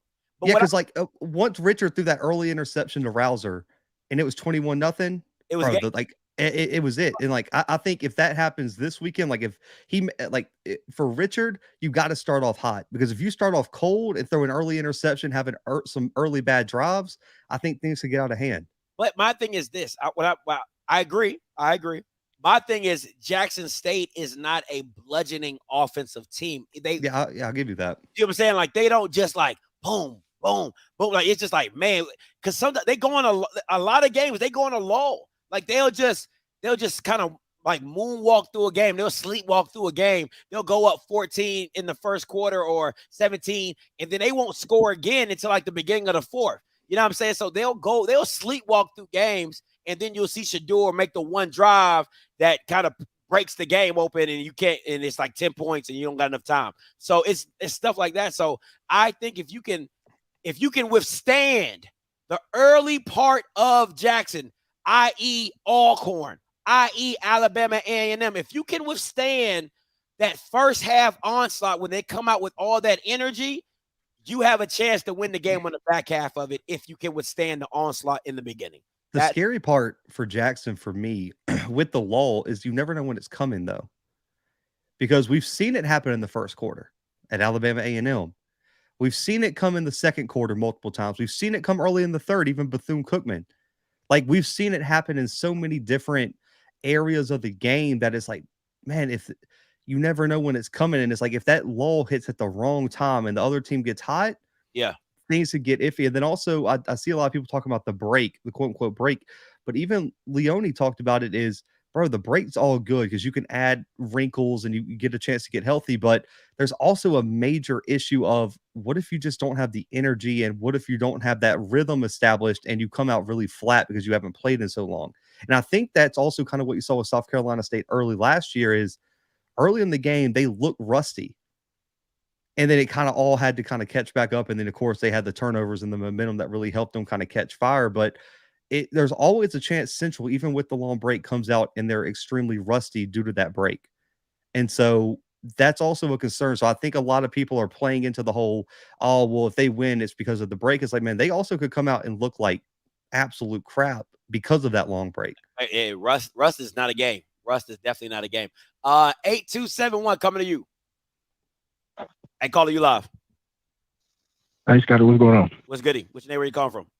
Hey, this West, man, from Georgia. Man, I actually got a point to make, man. I'm kind of interested to see what Jackson State offense shows up. And I'm going to tell you why. To the point that you made about Shador holding the football in the latter part of the season. Yeah. He did the exact same shit last year. Now, if you go into the Celebration Bowl, all that South Carolina State did last year was play essentially a cover two man. They sat back, took away the perimeter away from him, and let Shador essentially suffocate himself. He could throw the football, but the motherfucker can't run. Now, Jackson State has a better run game this year, but they're going to have to throw the football to win this year. And I'm kind of wondering whether or not they're going to try to mirror that, because he's holding the ball now. And y'all said it yourself up front. They're not blocking as well as they did at the beginning of the year. So I'm kind of curious how Shador and Coach Prime going in and out of town, and him kind of having one foot in for the last 2 weeks is going to affect their communication up front. And I don't think a lot of people are taking that into consideration. When you start talking about your timing and your checks in a game like this, bro, that can cost your ass, man. So I'm wondering whether or not this game is won or lost on Shador's shoulders. I'll tell you this: if the game is put on Shador's shoulders, to me, that's the wrong game plan. It's the wrong. It's like I think the game plan should be Sylveon Wilkerson. Sylveon Wilkerson, like. You have to if you demolish Campbell the way you did, right? Why can't, in my mind, and I know everything's not transitive, right? You know, all games are different, but in my mind, I'm thinking if we could handle Campbell's offensive line and D line, we could damn sure handle yours. So I'm thinking we're gonna run the ball, like we're gonna establish the run, because I know what Shador is, right? I know Shador is gonna put us in the right position. He's gonna hit the right reads or all that blah blah blah. So, my personal opinion, if I was game planning, we're running the ball. Sylveon get about 20 carries. Go ahead, Blue. Yeah, the strength of Central's the strength of Central's defense is the secondary. They got a corner that is the MEAC Defensive Player of the Year and was a Buck Buchanan Award finalist, and Khalil Baker, who was one of the top interception leaders in the entire country. Manny Smith at safety is an absolute dog as well. Can play in the box, sideline to sideline, can cover. The strength of Central is their secondary. I don't see why you would want to say we want to attack the strength of a defense. Their weakness has been the run defense all year long. You have, in my opinion, one of the better running backs in HBCU football. He's been on an absolute roll. Run the damn football with Sylveon Wilkerson. Your offensive line is better at run blocking anyway. Play into the strength of your team. It doesn't make any sense why you would take the ball out of what your offense does best, which is run the football. Well, but this the thing, though, and that makes sense. But I'm not convinced that Jackson State is capable of doing that, and I'm going to tell you why, for two reasons. I think, and I know it's two separate seasons, but the assumption was the same going into the Celebration Bowl last year. And I think the only difference is if you go back and you look at South Carolina's schedule versus what Jackson State's schedule was, it's the exact same thing. Jackson didn't go outside. He said, other than Campbell, they didn't go outside the conference. If you look at some of the latter team, perfect example like Alabama A&M, they were weak this year, but they played Jackson extremely strong. And I think in the latter part of the year, the games that they started out the season playing helped them against Jackson. So even though their run game was very well, that game was close. And we can actually argue that if A&M had a little bit better quarterback, well, they probably would have had a chance at beating them, Jackson. So what I'm saying is, I'm just curious what kind of adjustment or how their offense is going to play, given the fact that the offense hadn't been that effective, and Shedeur kind of had 1 foot in, 1 foot out. Well, they can talk the main thing they want to, but all the shit that they dealing with, man, the last 2 weeks, man, that shit is gonna show in that football field. When you start talking about timing, meshing, and all that kind of shit, I think it's gonna show. I think the issue, I think I get what you're saying, but what is kind of invalidating what you're saying just a little bit is that Jackson's run game was obsolete last year. They were a one-dimensional team the whole season, right? And also part of that same team, they defensively, they lived and died with James Houston. This is not the same squad, right? Literally, I would get on here every day and say, if you don't block James Houston, you don't want to win the game. And every week, people would put him one-on-one and let him wreck shop against their O-line. I'm like, yo, you guys are dumb as hell. You know what I'm saying? But this team is not the defense is not made up the same. The defense is made up of a bunch of guys. They don't have a superstar like James Houston, but they have a bunch of guys that can go get it. They got a Reagan, they got a Gaddy, they got a Demetrius, they got a Mercer, they got a Aubrey, they got a Barron. Everybody can make a play, right? So instead of an offensive line like Buddy Pugh double teaming Houston every single play, where they're like, yo, we can't let him. We're going to let Niles do whatever. And if I had an award, I would give Niles Gaddy the most improved player award. But last year, when you had Niles on one side, they'll give that one-on-one block. We'll live with that. What we couldn't live with is James Houston wrecking shop. So they don't have everybody can win a one-on-one battle, right? So it's more or less like this team is more diversified in how they can attack you offensively and defensively. So those are things about this game that you got to take into consideration. That's why I said, if you want to win the game, you have to run the ball. Last year, I couldn't have said that because they didn't have no damn running game. Let me ask you this. I got one more question. Do you think, as far as Jackson State is concerned, because I've seen NCCU here and there, but do you think it's Jackson State's defense to win or their offense to lose? Say that one more time. Do you think it's Jackson State's defense to win or their offense to lose? Defense to win. Defense. It's always their defense because that's what separates them. If I'm being honest, their offense isn't really special. If we're being listen, you can say whatever you want. It's not special. It's not, it's not. What's the white boy that played at Eastern Washington when he was there? Cooper Kupp. It ain't Eastern Washington. It's not Lindsey Scott at UIW. It's not these high-powered, oh, my God, how can we that's not Jack State's offense. It really ain't. Their defense. I agree. And yeah, go ahead. Go ahead. I'm sorry. I'm just saying their defense. To my final point, I agree. I was wondering if that was going to be your response because, for example, the quarterback, what's the quarterback down there for Southern? The backup quarterback. Bubba McDaniels. Yeah, that kid. I'm kind of wondering if this situation is going to be the same. If, because of the things that I mentioned, offensive for Jackson State, if NCCU can figure out a way to be on. See, I got this saying, I coach too. I got this saying with my kids. I don't want to be the best. I want to be the best on that day. That's good. I like that. So if they can find, you understand what I'm saying? Even the best drop one, I want to be best. When it matters, I want to be the best that day. That's good. So essentially what I'm saying is I'm wondering how good a game this is going to be because of everything that I just mentioned, and Jackson State offense don't show up, and ECCU is just that day, is that time. You see what I'm saying? Typically, that kind of stuff happens in a game like this. And now it's their offense against Jackson State defense. We're talking about a game. I ain't saying one going to win over the other, but we're talking about a game now. That's I like that. Saying. I like That's that. What I'm looking forward to. I appreciate the call. Listen, I had never heard that saying, but I like that saying. I don't need to be the best. I just need to be the best that day. I just need to be the best that day. Yeah, listen, I ain't got to be great. I just got to be great at 2 o'clock, between 2 and 5 o'clock. I just got to be the best. I like that. I do. But the defense of Jackson State is really what makes them different. If we're like, that's what separates them from everybody else. It's great quarterback play and their defense. That's what really because for Jackson, it's like the offense really doesn't have much pressure. You know, if you score 14-21, you got like an 85% chance to win. Because there's not many offenses, especially on their schedule, that can put up that, like, you know, if you were playing Incarnate Word, yeah, you probably got a little bit of pressure because you got to score 40. But I mean, most of the time it's like, man, if you get to 20, you win. That's it. Yeah, that's real.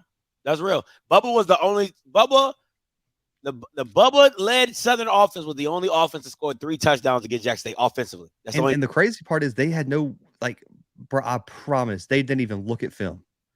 That was like they threw them in that, like, and you got to say, like, now they got the film of Bubba, so they know what adjustments they have to make for a scrambling quarterback. So I'm really interested to see what the defensive game plan is for Jackson now that they have that film from when Bubba was thrown in.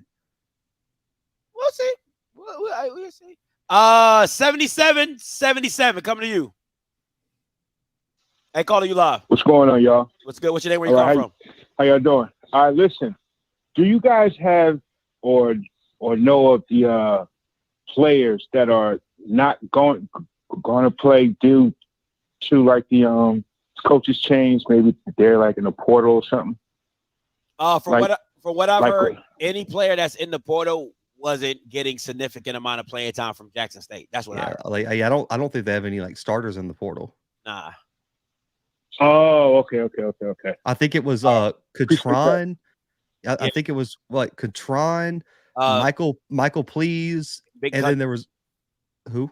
Big Country. Yeah, Big Country. So, like, it's some depth pieces, but nobody who I don't even know if they were playing 20 snaps a game. Yeah. So I don't see that being too big of an issue. 93-15 coming to you. Hey, caller, what's your Scotty? What's up, this Black? What's up, Black? What's up, man? What's up? Look, man, real quick, if you in the city this weekend, man, get at me, Scotty. Man, listen. I heard Dallas, man. Bro, let me tell you what I was supposed to. Me and Key was trying to make, because I gotta go pick up my kids. I literally leaving tomorrow to go pick up my kids. We doing a turn and burn, but I was actually going to go down and watch the game, the Jackson State and Texas game. I didn't know that shit was 11 a.m. And who plays a game at 11 a.m.? Hey, Scotty, I'm going to be honest with you, man, because me and Mike got a good friend that works in athletics at Mississippi State. It's some whole other BS that went on behind it that we'll have to talk about offline. Oh, my God. I'm so mad, bro. Yeah. I thought it was going to be like at 5 o'clock. And I'm going to be honest with you, man. That's kind of on the Ashley Robinson thing, too. But I had to give you the scoop on this. All right. I had to give you the scoop on this. But, real quick question, Scotty. This kind of off subject from Jackson State and North Carolina Central. This question really kind of for Blue. Blue, with Landry Scott having like 4,300 yards this year, 59 touchdowns and 6 picks, and Southern wanted him. Southern didn't recruit him or didn't go and get him. Do you think he would still be able to put up those type of numbers at Southern, given that the coaching is 1,000 times better at UIW? No, he wouldn't have put up those stats. Like, I mean, you look at the talent that he's playing with on that UI. I mean, Darian Chafin and Taylor Grimes are All-American wide receivers. They got All-Americans on the offensive line. You got one of the most creative offensive minds in FCS football and GJ Kinney and that offensive staff. There's a reason he's about to go take the head coaching job at Texas State. He'd be good, a lot better than what Southern had, but bro, no way he's putting up those stats at Southern. There's a reason he went to Incarnate Word. And Blue, I'm gonna say this, and I'm gonna say this guy, and I'm out. You know, Jackson State played Texas State next year, 2023. Yeah, he's gonna get ass kicked, man. That guy at Incarnate Word, his offense the real deal. There's no stopping it. The scary part is, you know, that Sac State Incarnate Word game was last weekend. The running back, Cameron Scatterbo for Sac State, entered the transfer portal, and his first offer was from Texas State with GJ Kinney. So he might get the Big Sky Offensive Player of the Year at running back at Texas State his first year. Oh, that's how you do it. It would make me throw up if that happened. That's how you do it. He said, I saw well, what you that's did all I had, Scott. That's it. He said, I saw what you did against me. Why don't you go on down here to Texas State and let's take this thing. He offered him on the 50. He was like, bro, I need you. What number you want? Yeah, I'll go get your jersey right now. Oh man, that's facts. That's facts. Shout out to him, man. Shout out to him. From what I heard, I'm gonna just tell you a little. This is the FCS guru over here, but what I heard was Lindsey Scott's father was not letting his son go to Southern. That's what I was after what you. Okay, I'm going to take a shot. I don't care. After what you saw this season, do you blame him? No. Oh, absolutely not. Absolutely not. Bro, if I had a son that was a quarterback, I'm picking Incarnate Word over Southern every day of the week. It's not even. Don't even call me. Don't even call me and ask the question. You know where you need to go.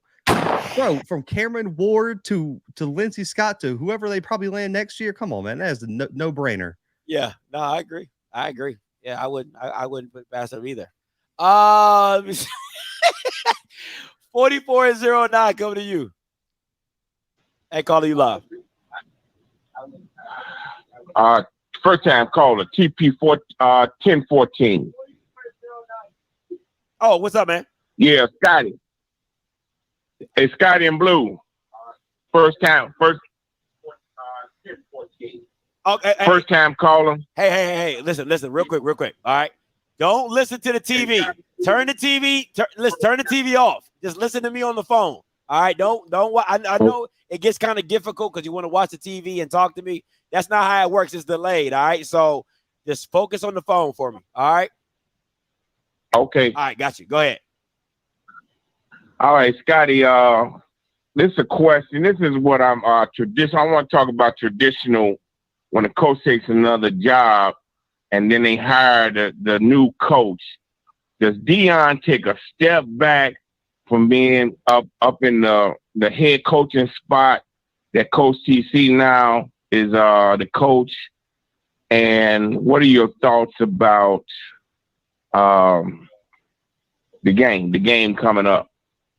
Are you talking about how the game is going to be coached? Like, does Dion take a step back in the Celebration Bowl and allow TC Taylor to be more enforced, or like to be more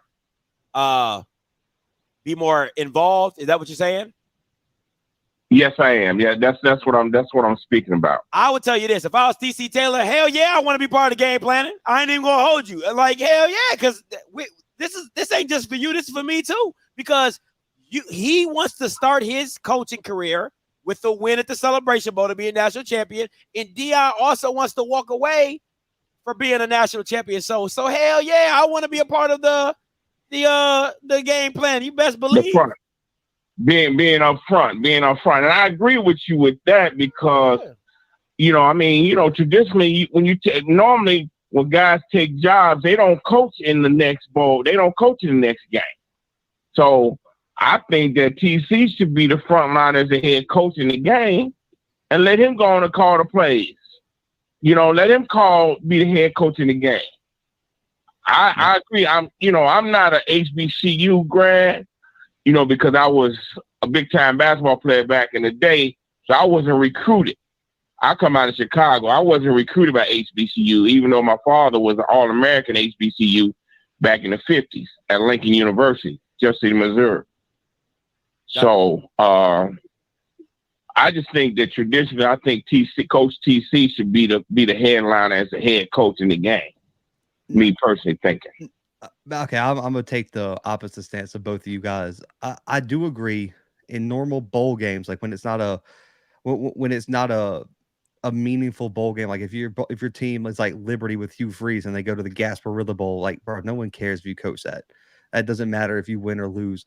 But coaches who get head coaching jobs always coach college football playoff games and always coach FCS playoff games. That'd be like asking Incarnate Word if GJ Kinney should stop coaching in the FCS playoffs, even though they got a chance to go to the national title, because he took a job, and we should let Mark Lefowitz, the OC, take over the play calling, because he has a chance to be the next head coach. Hell no. At the end of the day, the school, the players, the coaches, even Prime, even with him leaving and everyone saying he's got a foot out the door to Colorado, bro, at the end of the day, like, he still wants to win wants to win this game.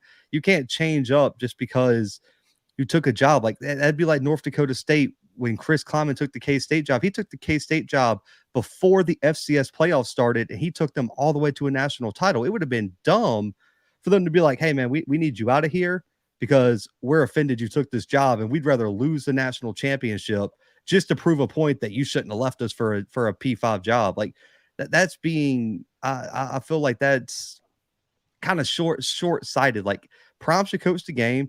TC should coach the position that he's been coaching all year. Bartolone should be the OC like he's been all year. Thurman should be the DC like he's been all year. Like, I don't think you change anything for this game. The goal is to win an HBCU national championship and win the Celebration Bowl and finish 13-0. I don't think Jackson State would be the dumbest school of all time to be like, nah, man, F you. Like, we'd rather lose this game without you than win it with you. Well, you have a point, because then you got the kids. It's for the kids, and you might have some bitter kids if that was to happen too. So you have a point there. I was just trying to make the question, see how you all will respond to the question. Hey, no problem. Man. That's all. Hey, appreciate the call, man. Appreciate the question. Hey, Blue, let me ask you this, because you're the all-seeing, all-knowing, right? So, Chris Common, was he driving? Was he going back and forth between schools on the weekends, going up there to Kansas and stuff like that? I know he had like made an appearance and like had like his intro stuff. And I think, I don't know, listen, no one knows, because I was talking to a player's parent at Montana State this weekend at the game. And, he was talking to me about Prom, and he was like, man, I don't think people understand that what Prom is doing happens all over college football. The only difference is you don't have 7 YouTube channels following his every move. Like, with the whole pulling scholarships and, him telling the players that they need to enter the portal, he goes, man, how many players do you think Kirby Smart said you aren't good enough? Facts. Like, he was like, dude, my son was recruited. Like, he's the backup quarterback for Montana State. He was like, man, coaches are honest all the time behind the scenes. It's just Prom's out there putting it up at 11 a.m. on YouTube, and everyone gets an opinion about it. So I think Kleiman was recruiting for K-State. He was doing interviews for K-State. He was doing everything Prom was doing. It's just, it wasn't the trending video on YouTube. So I get it. Okay. So it's literally, it was being done in the dark. It wasn't being, and North Dakota State knew what it was. Like, at the end of the day, bro, that's your new job. As long as you keep winning here, and we're going to a national title, because that's the standard in North Dakota State. If they don't win the national title, it's a bad season. As long as we're going to win the national championship, and that year in the championship, they blew out the team of the Natty. Like, and the players' mindset, because he was so honest to them about what was going on, is we want to send our coach out with a national title. Like, this is what we started together. And like, there was no, that's what kind of surprised me with like this whole coaching change. I knew there'd be some bitterness, but most of nobody in Cardinate Word is mad at GJ Kinney everyone just wants to win the national title with him. Same with Chris Kleiman, same with every other coach. It's just, even the Sac State coach taking the Stanford job, it just, I think it's different because it's Prom. I think that's really all it is. No. Well, and on top of that, listen, I'm a football guy. I can't speak to the whole culture aspect of it. And that's a whole added element that I can't speak to. But I'm talking in football terms, nothing that's been going on is out of the ordinary. Well, Deion didn't come and do it in football terms. See, that's the thing, right? I agree with you. You don't have Kleiman coming in and say, yo, I'm coming to K-State to change the culture because God called me here at Kansas State. You know what I'm saying? And I accepted the call collect that Kansas State needed me. He didn't do that. You don't see DJ Klein or whatever his name is going to Texas State talking about Texas State has been so bad that God called me here to Texas State. And now Texas is in the Bible Belt now. And white people love the Jesus just like black people do. All right, so let's not be, I don't want to act like they don't. So he ain't going into, you know what I'm saying? He ain't going down to Texas State talking about, so, you know what I'm saying? I'm the new white Jesus, you know what I'm saying, that for Texas State. And it's not that, right? So when you add that level of, for black people, right? We call it, I call it church emotion, all right? Emotional church manipulation, right? Because I'm assuming you haven't gone to a Baptist church. No, I like, my grandmother is like Southern Baptist. It's been some. Have you been to an all-black church? Have you ever been to an all-black church? Okay, so an all-black church, you have preachers who they rile you up emotionally to get in your pockets, right? So they'll say stuff like, "Oh, in the Lord," and they'll do a lot of that, and they'll rile you up emotionally, and you just want to be like, "Praise God." He could be like, "And the Lord is cutting your grass today, and the Lord is gonna come in your fridge and bless you with milk." And black people be like, "Oh, Jesus, thank you, God." Like, that's how emotionally they get played and manipulated by the church. So when you have Dion who is doing that, right, you're going to have the pushback, because when you leave, you're like, "Hey, bro, like, I was putting in the collection plate and you was telling me sweet nothings, and now you're gone." So that's, if it was just business from jump, if he came in here and said, "Hey, I'm here at Jack State, let's win some football games," Blue, I would 100% agree with you. I wouldn't even be mad with you. But when you throw that God aspect, when you throw the emotional manipulation, when you throw in all the "I'm putting the culture on my shoulders," that's what makes it different. And that's when people feel like you lied to them or you let them down. That's the little caveat to that. But I agree with you. Business is business. Listen, business is business. Because I talked to someone from 247. He works with 247, and I asked, was he worked at Alabama and has been with Saban, and he was like, "Man, if the things that Saban has told recruits behind the scenes was on YouTube, people would hate him. Like, when they come on visits, when they're recruiting a five, he's like, it doesn't matter if it's a 5-star corner, #1 in the country. If his arms aren't a certain length, if his hands aren't a certain size, if his body composition isn't a certain thing, he don't offer him. He tells him he needs to go on somewhere. If they don't develop when they bring them in appropriate, like everything Prime's doing football wise that I think people are getting mad about, and other things, outside of the culture aspect of it, I think are things that happen all the time. And if you've played football, played college football, it's not surprising to people. But I think because Prime's so in the media presence and YouTube, everything's filmed, I think it's almost like when Last Chance U came out. You remember that if you've played football, nothing Buddy and Coach and Jason Brown were saying was surprising. I was like, bro, I played Southern football. I've played 7A football in the state of Alabama. My coach said way worse stuff than what Buddy and Jason were doing. But people who didn't play football and didn't really understand what went on behind the scenes was like, holy shit, that's really how it is? And it's like, yes, this is how it is. Yeah. No, it's real. You know what I'm saying? I get that. It's just like that, and I've been saying it from jump, and I've said it all the time. And callers, we're going to get to. My thing is that when you added God into it, that's where, to me, Dion took it too far, right? Because I can't challenge you on that because I don't know the relationship with you and God. But when you're tossing him around and using him all willy-nilly like that, people are going to take what you say very seriously, because people are, people in the Bible Belt are going to be. Oh yeah, I'm from Mobile. Listen, there are some things like it is a whole nother level down here. Like, I think I can drive past more churches from my house to Walmart than like anything else. Like, I mean, there's probably like, I live probably like 3 minutes from Walmart. I probably pass like 6, 7 churches. You see what I'm saying? Church of God in Christ, Church of Rock, Christ, all type of, you know what I'm saying? Church of something. So it's just that. Now, am I the person to say that Dion shouldn't have taken? No, I'm all for, if you want to elevate, but stop. It's like this, right? It's like God is Dion's his shield. Instead of Dion taking the bullets, he says, "Well, God called me to elevate." I can't be like, God suck. It's just, he uses that as a. Have you played the game? Have you played Mortal Kombat? No, I'm not a big video game person. Okay, so in Mortal Kombat, right, it's a person named Raiden. And Raiden, he makes a self-image of himself, and he'll step out of it, right? And that's what Dion does. He'll say something and say God, and he'll step out of it, and then you're attacking. You're going to attack God? You're going to attack Jesus?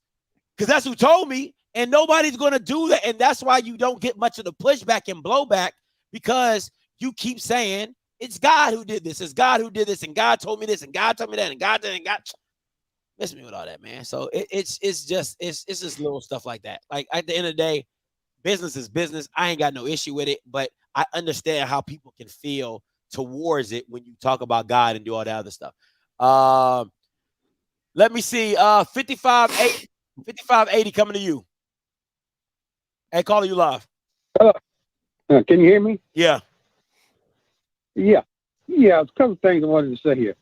First of all, this thing about God, everybody knows that when you go to church and see who's sitting there in the church and all like that, and everybody's praying and stuff, and talking about they love God and stuff like that, you have to use common sense on who really loves God and who's really following this path.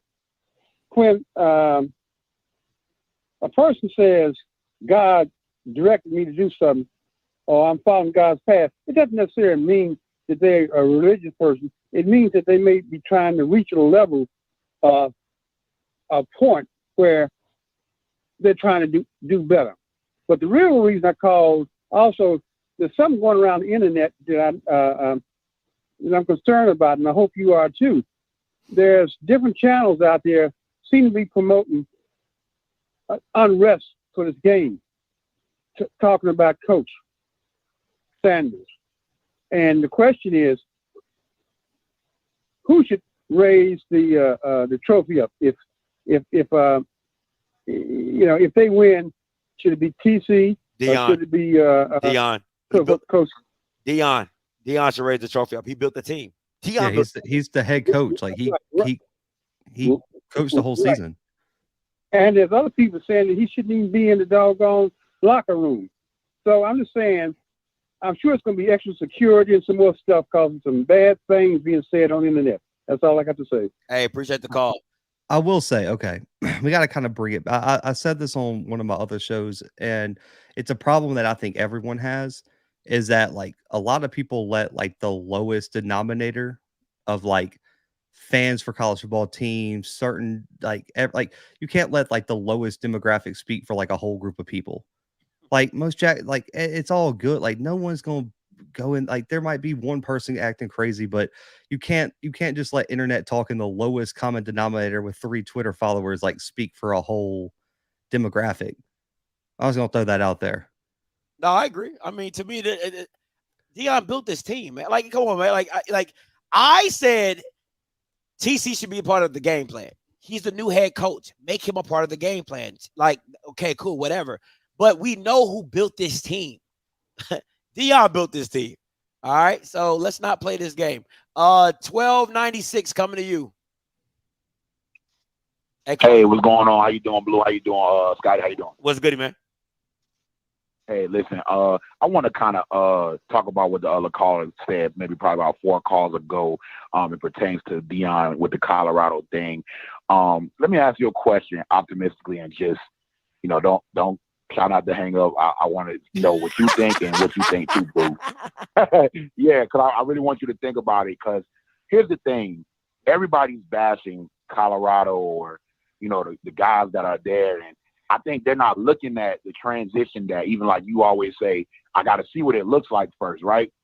If Shedeur gets there and he plays bad, or before we even go through that, I think what you got to think about, and I think this is a question for you too, Blue, what would it look like if, because the quarterbacks at Colorado, I did my research, their resume on an FBS level is better than Shedeur's versus FBS competition. Remember when they played Louisiana Monroe last year? He was terrible. And I get what you said, Blue, in an interview on your show the other day. You said Jackson State's O-line was terrible last year. Well, Deion did the same thing last year he did this year. He got 30 guys out of the transfer portal.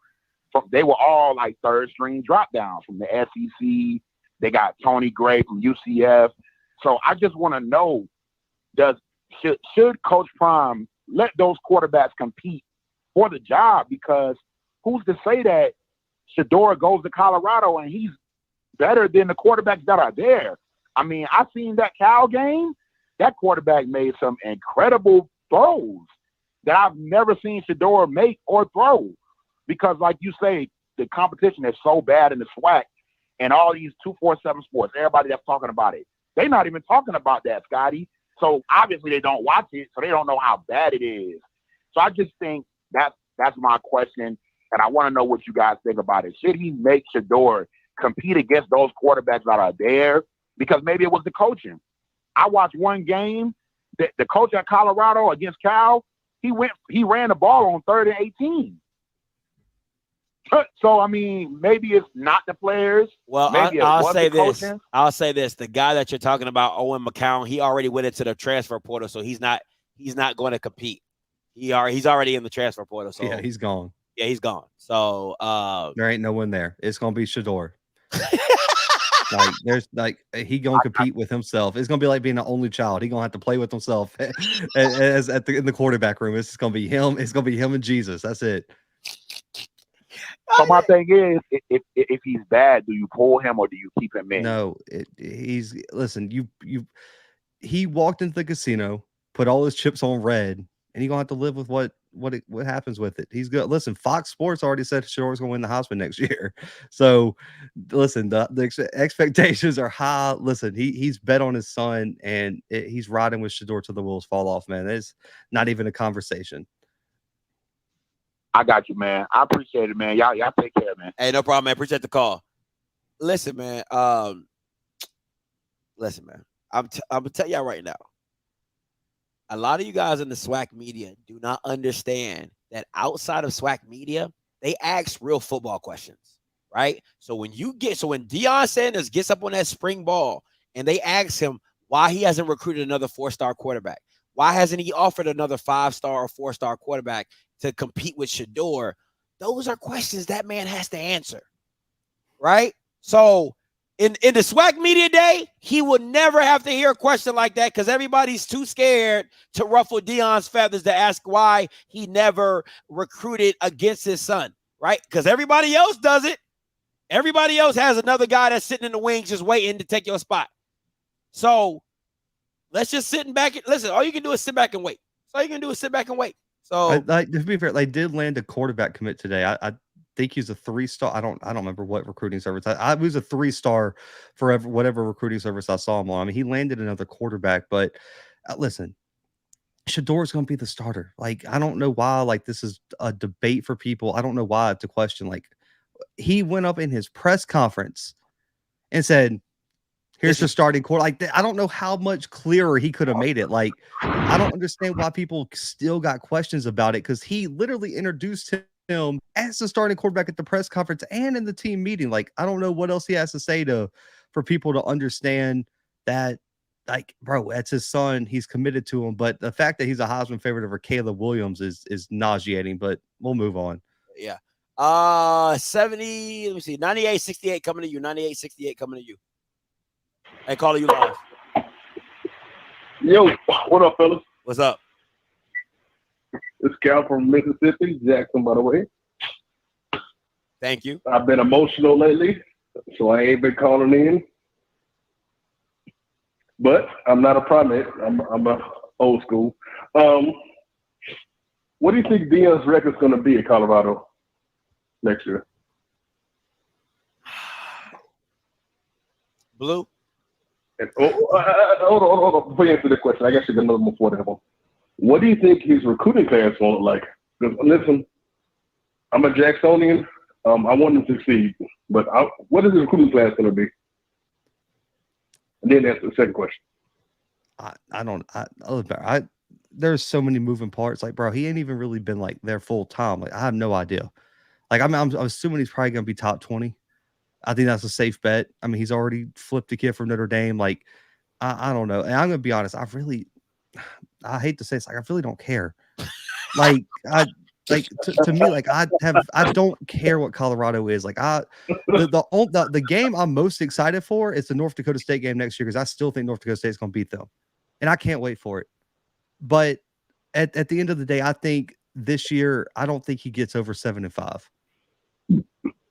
7-5, they might as well build a statue.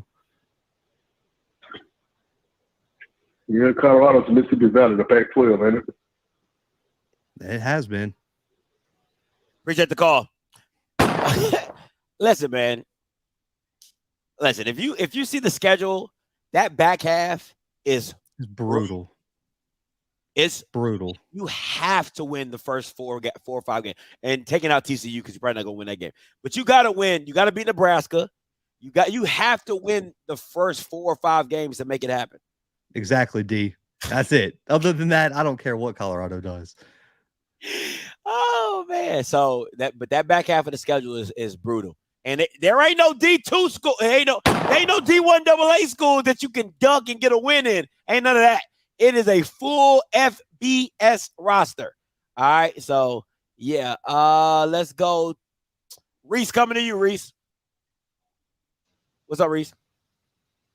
Yo, I got a question. How you feel about Quill Glass getting signed to the USFL? And I'm jump on. I'm proud of him, bro. Happy. I love it. Yeah. I know that, you know, sometimes they come off like people are hard on him, but I mean, you gotta, like, for me, it's all X's and O's at the end of the day. Like, I can critique him as a player and still love him as a person because, man, listen, I love his family. I've got to talk to them. I love Akil. Great person, great family, man. I'm rooting for him so hard. I hope he goes and wins the MVP in that league next year. Like, I'm going to be the biggest Akil Glass fan, and he's playing in New Orleans, if I'm not mistaken. Yeah, the Breakers. Love that. It's right there. Like, I'm probably going to go to a Breakers game if he starts just to see Akil Glass, man. I'm so excited for him, and I absolutely love it. Yeah, I hit up Akil. He told me that he's, because I asked him, was he going with Coach DT with the XFL? Did he have any? He said the USFL already reached out to him. He was just trying to figure out where he was going to get placed. Found out today he'll beat the New Orleans Breakers. If you're an A&M fan, go down there and support. Go down there and do what you can, represent. I hope he does well. Listen, man, Akil, like I said, critiquing him as a quarterback is totally different than wanting to see him succeed. All right, that's our jobs per se, right? Especially mine. It's our jobs to critique quarterbacks, critique running backs, critique players. And yes, he has flaws, but if given the opportunity, you've seen what he can do. If he gets the right offensive mind and he gets protection, Akil can do damage. He's a high level thinker. So all you can do is hope for the best. And we'll definitely be keeping track of him. 78-22 coming to you. Hey, calling you live. Hey, Scotty. Hey, Blue. How y'all doing tonight? Good. How you doing? What's your name? Where you calling from? My name is Shayna, calling from New Orleans. How you doing? I'm good. How are you? I just wanted to make a quick comment. I don't understand. I guess it's been a couple of weeks, and I still don't understand why people are so sensitive. I mean, I just easily look at this situation as far as Dion going to Jackson and leaving and stuff like that. I look at it as that they can acting like they've never had a friend. They never had that friend who go and get a job at Burger King for 6 months just to pay a bill off and then quit or to go somewhere else. I mean, it's just the same thing. The man, no matter what he told them about, how he sold himself to get the job, it's an opportunity. The man wanted the opportunity. So he may have lied a little bit or whatever, but hey, that happens every day. You're going to go on the job. He wanted that job desperately so he can build up his resume. So guess what? He said what he said to get the job. He accomplished that. And now he's on to bigger and better things. So I think it's just simple. I think people just happen to be in their feelings just because, like Blue said, because it's the HBCU and, Dion, the kind of cameras he brings around, things of that nature. Can I ask you a question? But I look at it in those particular eyes, as far as I'm concerned, everybody has that. You're a salesman. When you go to an interview, you're a salesman. You're selling yourself. Can I ask you a question? Yeah. Are you and I'm not trying to get too personal, but I'm trying to give you a scenario. If you were dating a guy, right, and he came up to you and said, I wanted to marry you, I think you're this, I think you're that, he buys you a ring and everything, it proposes to you, right? And then right when you think y'all planning the wedding, right? And then right when a month before the date comes up, he's like, you know what? Hey, I saw another girl. I'm good. I'm gonna just go over here. How would you feel? Well, this would be my take on that, Scotty. If that would happen, first and foremost, if you coming up in there asking me to marry me out of the blue, I'd be trying to figure out, well, where the hell where you know me from? Like, no, what I'm saying is like, because let's be real, like, I'm just giving you the scenario of just like, I'm not saying like he walked up to you. I'm just saying y'all dating, y'all talking, he proposes. Like the guy is doing everything you want, right? He's telling you all these sweet nothings and all this. And then when you think he's going to commit to you, fully commit to you, he dips on you. You get what I'm saying? So to me, it's like I'm not okay. Scotty, honestly, I'm not saying that I wouldn't feel some type of way. Exactly. But what I'm saying is, in this particular situation, and I agree with the comparison, but I'm just saying, like, come on, y'all had to know this man was not coming there for the long haul. It was just what it was. It was just what it was. I don't think, and he, like I said, we can't make him say what he wanted to say. He said what he wanted to say. He came from what angle he wanted to come from. But all I know is when people are in this type of business, in the business world, period, because I'm a business owner, you're selling yourself. That's just what it is. And I mean, you know, it's just a cutthroat situation. That's all I can say. Listen, at the end of the day, you said what I needed you to say. I would be kind of hurt, and people deal with hurt all different type of ways. You know what I'm saying? People process hurt. Yeah. You know what I'm saying? People process hurt. You got the people like Key. Key don't show no type of emotion. If she get hurt, she like, hey, I'm gonna suck it up and drive on. Right? You got me. I'm gonna be eating sherbet ice cream. You know what I'm saying? Until I can't eat it no more. You know what I'm saying? That's just me. You know what I'm saying? Everybody deals with hurt differently. You know what I'm saying? So it all process. You know, people process. So you got the people like you that like, hey man, suck it up, move on. Like, hey, you know, he came, he did, he saw, he conquered. Then you got people like from Jackson, they over there, you know, they got a shrine up and they crying every night. You know, it's just different strokes for different folks. Yeah, I agree. You know what I'm saying? That's how it is. Hurt, you know what they say? Hurt people hurt people. Hurt people. Oh my God! No, you didn't go there. You know what I'm saying? Hurt people hurt people. That's what they say in life. But hey, appreciate the call. Thank you so much. All right. You know what I'm saying? You know, it got to be orange. Listen, if I'm going through a moment, it got to be orange. If it ain't orange sherbet, I don't know what to tell you. If it ain't orange sherbet, I don't know what to tell you. You know what I'm saying? Like I gotta process with my orange sherbet. Okay, I gotta get through it. You know, Key over there acting like, you know, she ice cold. You know what I'm saying? Like she got I got an ice box where my heart used to be. That's Key. You know what I'm saying? See, I'm so cold. I'm so cold. I'm so cold. That's Key. You know what I'm saying? Me, I'm over there. I'm emotional. You know, I'm emotional. Oh man. Oh, that was funny. It's one of those nights. It was one of those nights. 70-34 coming to you. 70-34 coming to you. Hey, call me. Gentlemen, how's it going, everybody? Everybody's doing well. What's up? Gotta be honest. Full disclosure, I got nothing. I just got on the phone, man. I was in traffic and stuff, and hell, I like the show, so I decided to call in. I got nothing. But I will say this about the other caller. I'm in education, and I wanted to be a counselor. So I literally drove 2 hours to get counseling experience so I can come back to the district that I live in just to be a counselor. So, yeah, people do that all the time. People take a job to get experience to go to the job they really want all the time. That's all Dion did. It is what it is. I don't know why they didn't see that. I saw it. Hell, Stevie Wonder saw it. But they seem to not have seen that. But anyway, man, I got nothing. Like I said, I ain't got nothing, guys. Love your show, man. Hell, I'm going to call when you get the 60,000 pom-pom cat on there. Hopefully this time, though, I won't be stuck in traffic and all that old mess, and I can actually hear the show from the beginning, man. God bless, man. And, oh, yeah, what y'all thinking about this? What y'all thinking? What if Jackson State win, and what if they carry Dion off the field on their shoulder because they won? Y'all think that's going to happen, man? I think it'll happen. Yeah, 13-0. You got to celebrate 13-0. Go ahead. No, I just said you got to celebrate 13-0. Appreciate the call, man. Thank you so much. Oh, man, that was funny. He said, hey, I saw it. Stevie Wonder. That's Stevie. Oh, God, bro. That's Stevie. Sometimes with the callers, man, like I just don't know where they're going. It's like when you were like a kid at like dinner, they hand you a little maze. Like, bro, it's like you handed me that every call, and I'm trying to like beat them to like what they're gonna ask, and so some of them I get lost.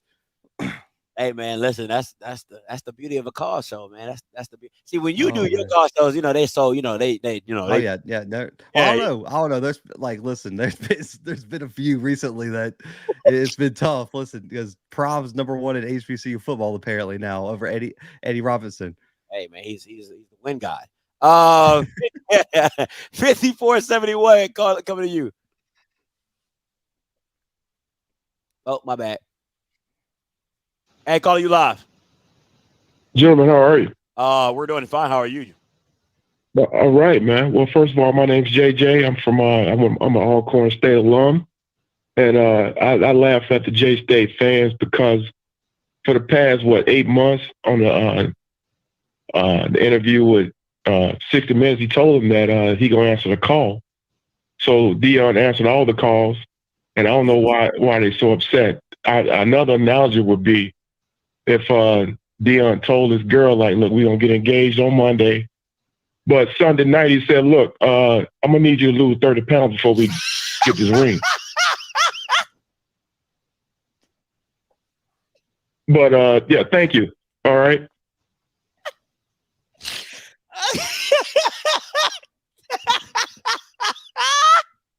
Oh, my God, bro. Oh. Yo, boy, y'all need to go somewhere, bro, for real. Yo, man, was this stupid? What? Oh, my God. Oh, man. Oh, man. He said, I need you to lose 30 pounds by Monday. Oh, you need to cut weight? Oh, man, you got to cut weight. Oh, man.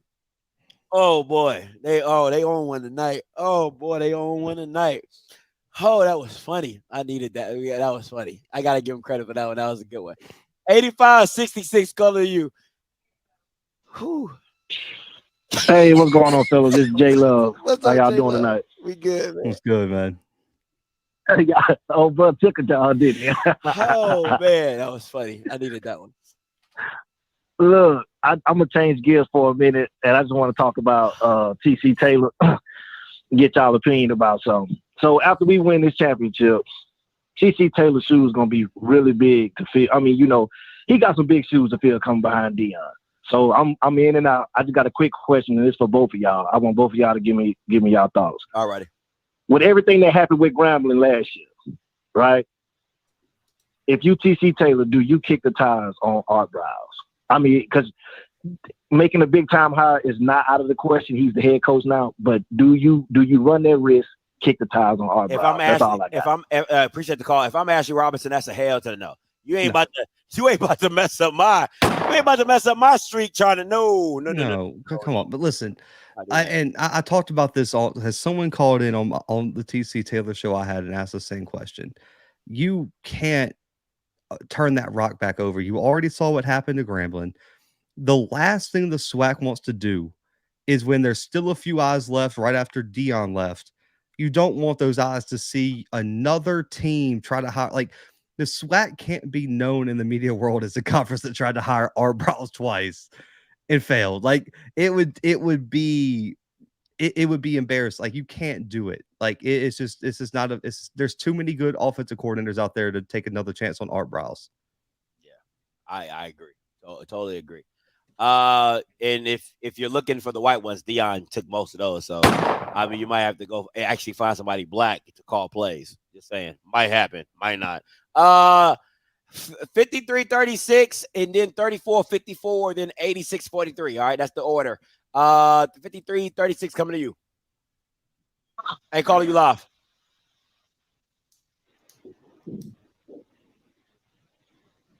Hey, calling you live. 53-36.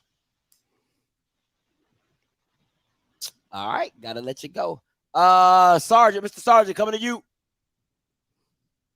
Hey, what's up, fellas?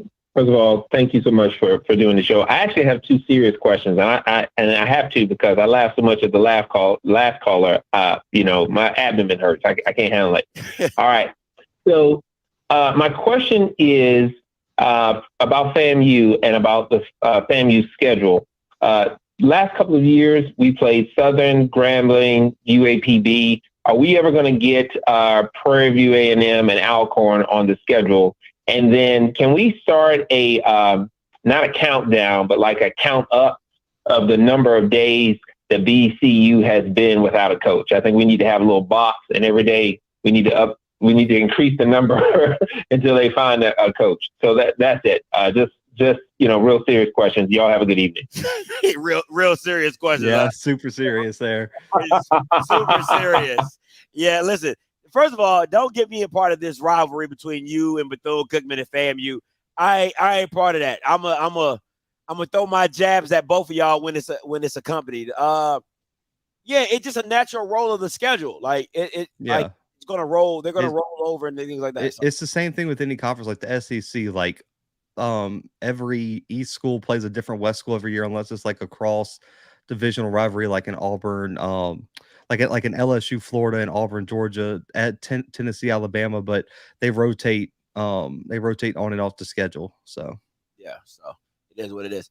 8643 coming to you. Hey, calling you live. Yo, what's up, Scotty? What's up, Blue? What's goody? What's I got a question. What's up? This is Mike calling from Columbus, Georgia. I got a question about since Blue, you the FCS expert, how do you think Shedeur FCS success is going to translate to the FBS? That's a good question. It depends on like the type of weapons they surround himself with. I'm going to be really interested to see how he runs Sean's offense. But I mean, in terms of it could go so many different ways, but I mean, Cameron Ward had a pretty outstanding first season for Washington State. I mean, he had him ranked in the top 20. I mean, I think Shedeur is good enough to be successful at the next level. Do I think he's a realistic Heisman contender like some people are already deeming him? No. I don't even know if he's a top 3 quarterback right now in the Pac-12, but I mean, I think he'll be just fine. Okay, I got a question for Scotty now. Who the best quarterback in the SWAC now? Without Shedeur? Yeah, without Shedeur, yeah. Andrew Buddy! No, I ain't gonna do it. I haven't said it in a long time, so I wouldn't do it. It'll be Musa. It'll be Musa. All right, so I'm going. One more question though, man. Who y'all got in Celebration Bowl? I got Jackson State. Yeah, we both got Jackson State. Okay, me too, y'all. All right, man. Y'all boy be easy, man. Good show. Y'all hold it down, man. Hey, no problem. Appreciate it, man. Yeah, I mean, I haven't done Andrew Body in a long time, so I had to get that off my chest. It's been sitting on me. But now it'll be Musa. Musa will be number 1, and then number 2 will be Andrew Body. Well, don't sleep. Andrew ain't that far. If he takes a step forward in terms of accuracy, he could be there. Yeah. Don't sleep on my boy Andrew now. Yeah, that's a no. That's a no. That's a no. He's more Bashawn McCray. Yeah, he's more the Bashawn McCray bandwagon. All right, so you know what I'm saying. So you might want to slide that on to the side. Yeah, that's a no. All right, Blue, what you got coming up this week, man? Man, tomorrow, Coach's Corner with NCCU's offensive coordinator, Leone tomorrow, dropping early in the morning. Also, I'll have a live stream tomorrow night, previewing Celebration Bowl, previewing the semifinals of the FCS playoffs. We got Incarnate Word versus North Dakota State, and South Dakota State versus Montana State, which I think should be a national championship matchup. But hey, it is what it is with the bracket.